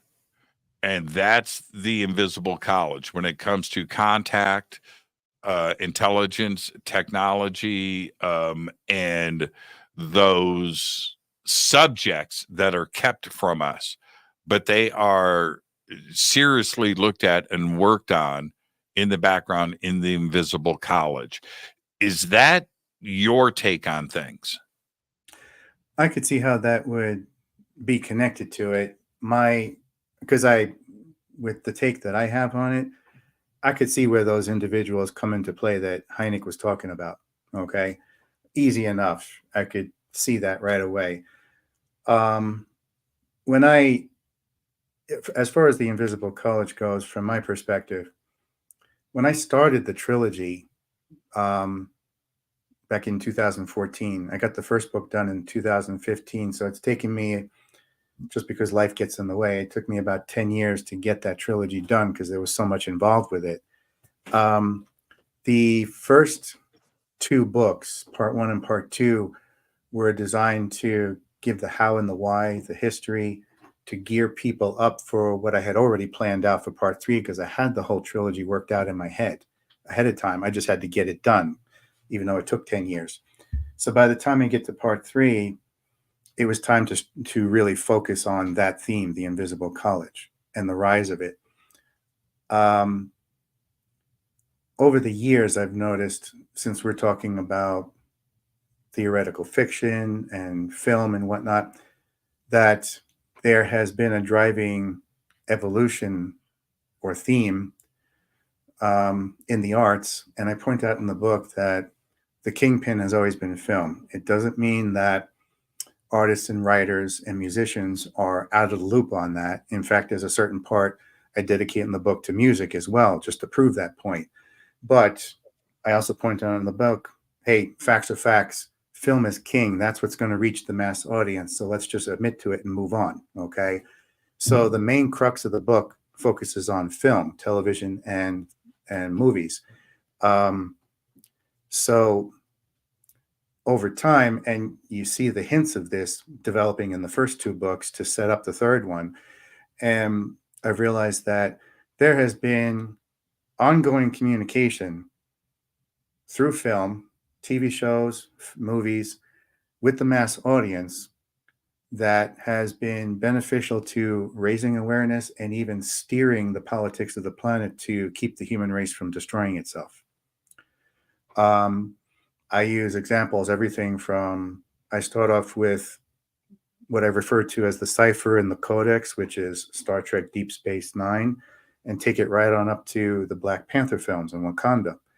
But once I establish that foundation in the book, then I also point out, well, if it can do all this with this narrative that's been going on from the 70s, 80s, and 90s right on up to now, and I point out what that golden thread is going through it, can the invisible college also, through the venue of the mass audience, be used to sway the river of politics, geopolitics, in a positive way?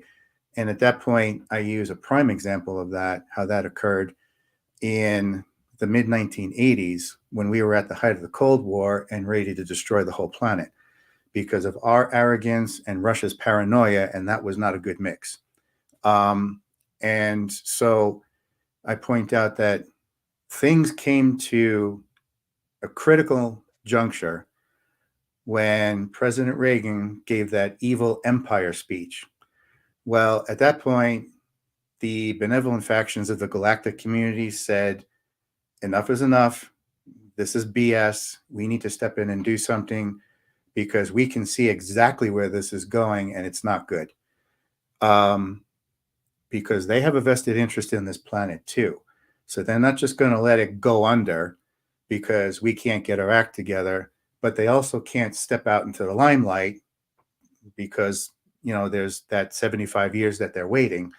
So how can they interact with us? Well, they can circumvent it without messing with the prime directive, so to speak, through film. So at that point, there's an example, a very powerful example I point out in the book that I refer to as the dual campaign.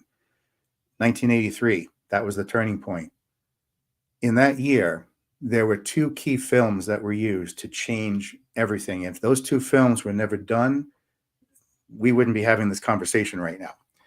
And those two films were War Games and The Day After. And wow.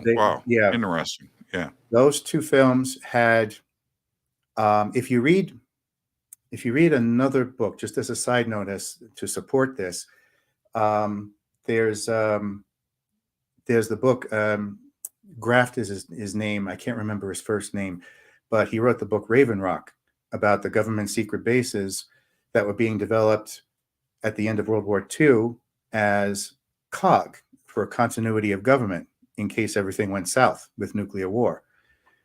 Well, in that, he points out War Games as well, in the same vein. And it even was the type of movie that left Reagan in such a depressed state of mind. He wrote this in a journal to the point where it truly affected him on an emotional level. At the same time, Gorbachev has the same situation going on with him. He's seeing War Games. He's being affected by this. He decides to reach out across the Atlantic to Reagan, and they start talking to each other in a more productive manner, and they become good political allies and friends. That relationship, the Reagan-Gorbachev relationship, that never would have happened if it hadn't been for one, War Games, and two, The Day After. And they were both within 6 months of each other that same year. And it was done on purpose because War Games approached the mass audience in the theater and spoke about it from the perspective of the ability for technology to make a mistake and misinterpret things so easily, and we have no safety mechanisms in place to stop that. If our automated systems, which we now refer to as AI, because that's what War Games was, it was the precursor to AI. If the supercomputer, the Whopper or Joshua, as they call it, decides that the game is real and decides to play it out on the world stage, well, we're all dead. How do you stop that?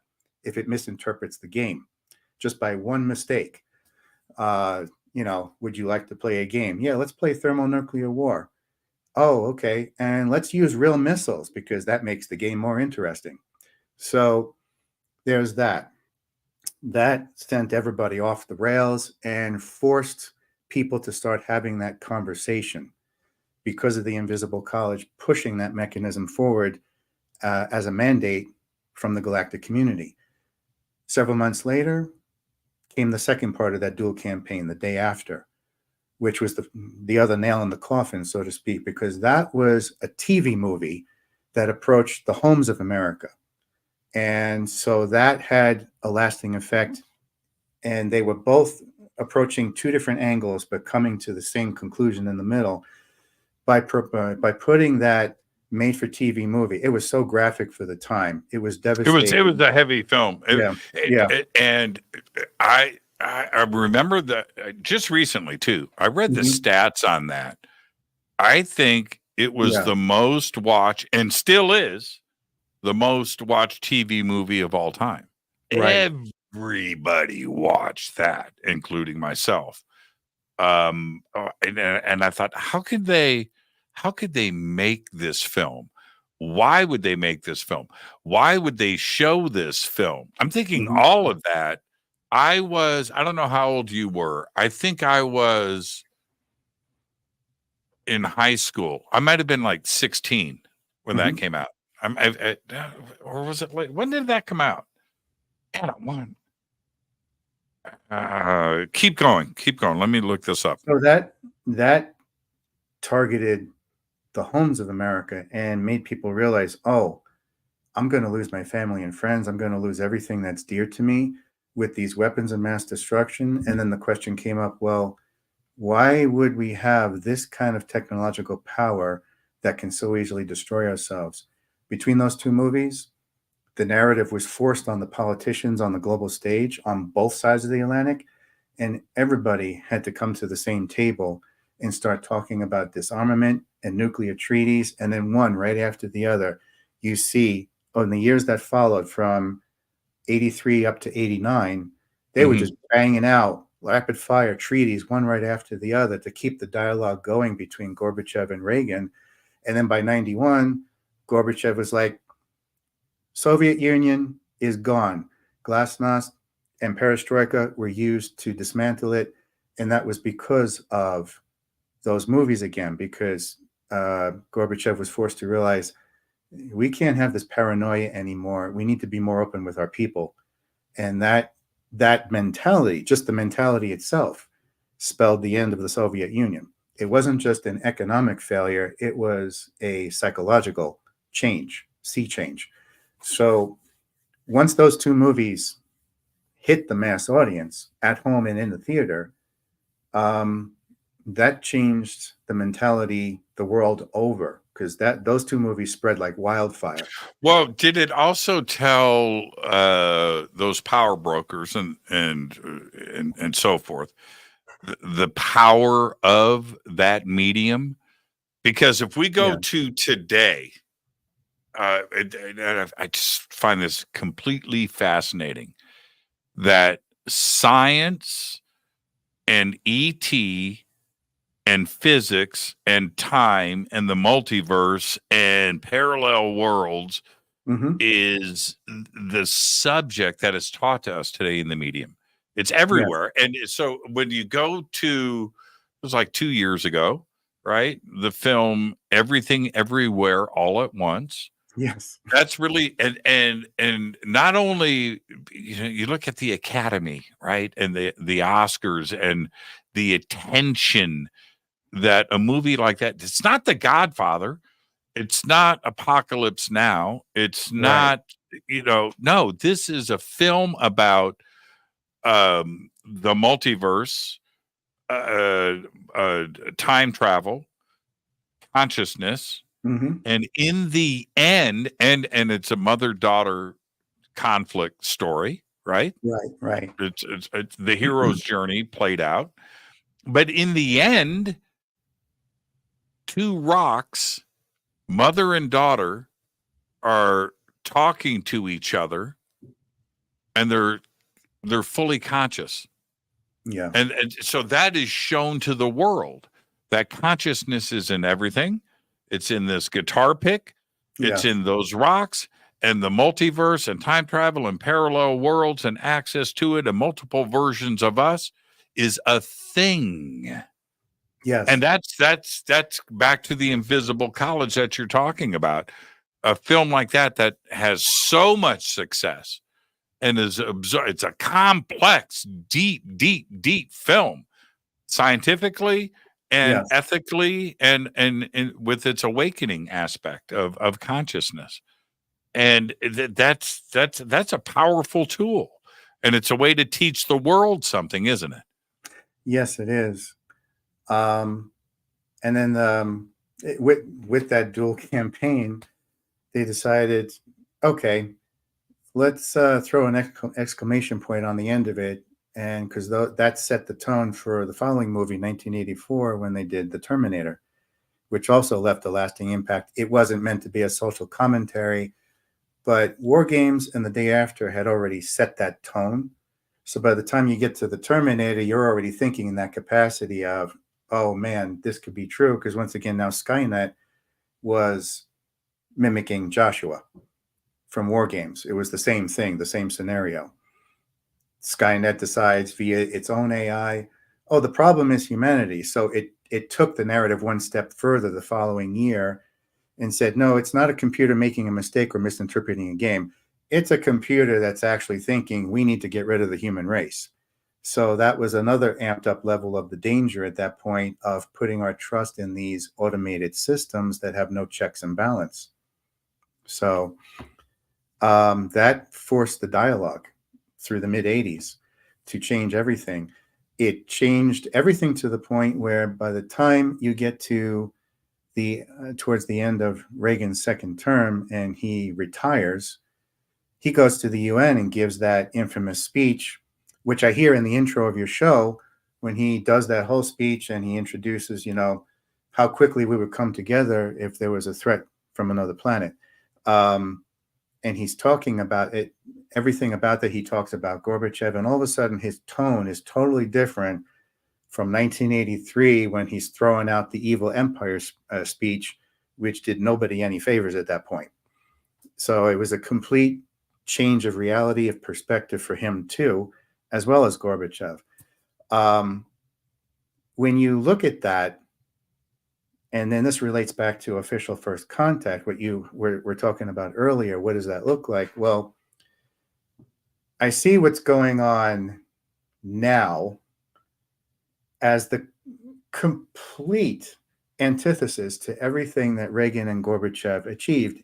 And once again, it's coming down to this rather, and I know this is probably going to set the chat room on fire, but this rather warped and perverse and demented relationship between Donald Trump and Vladimir Putin. And I'm thinking, how do we go from Reagan and Gorbachev to this?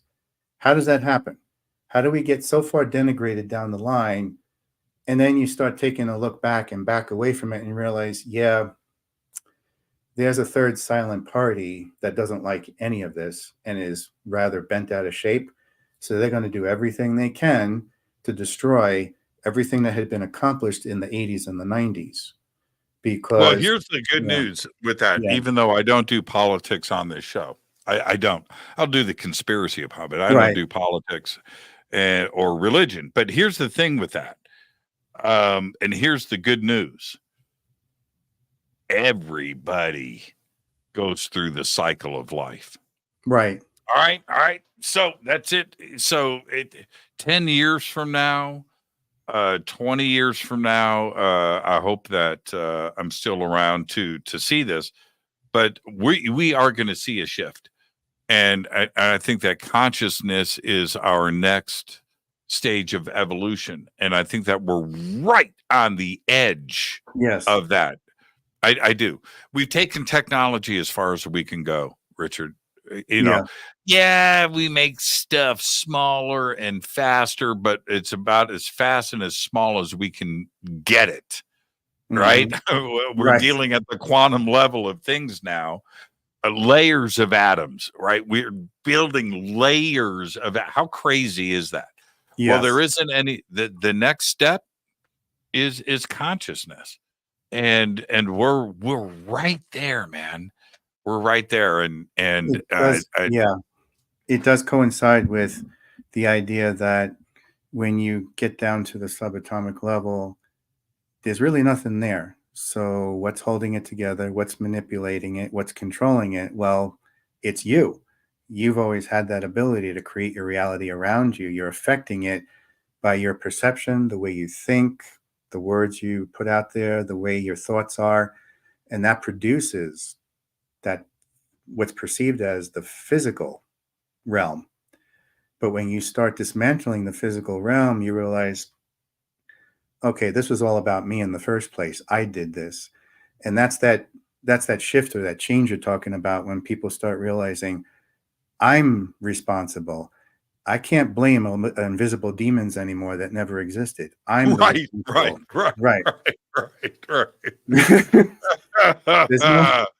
I can't blame the boogeyman under the bed anymore because I'm the boogeyman that created the problem. So yeah. Wow, that's a great way to end it. What a great conversation tonight, Richard. I look forward to our next one. I want you to have a great, safe, fun, and amazing 4th of July weekend along with everybody else. And I encourage everybody, right? The UFO teacher, the links are right there.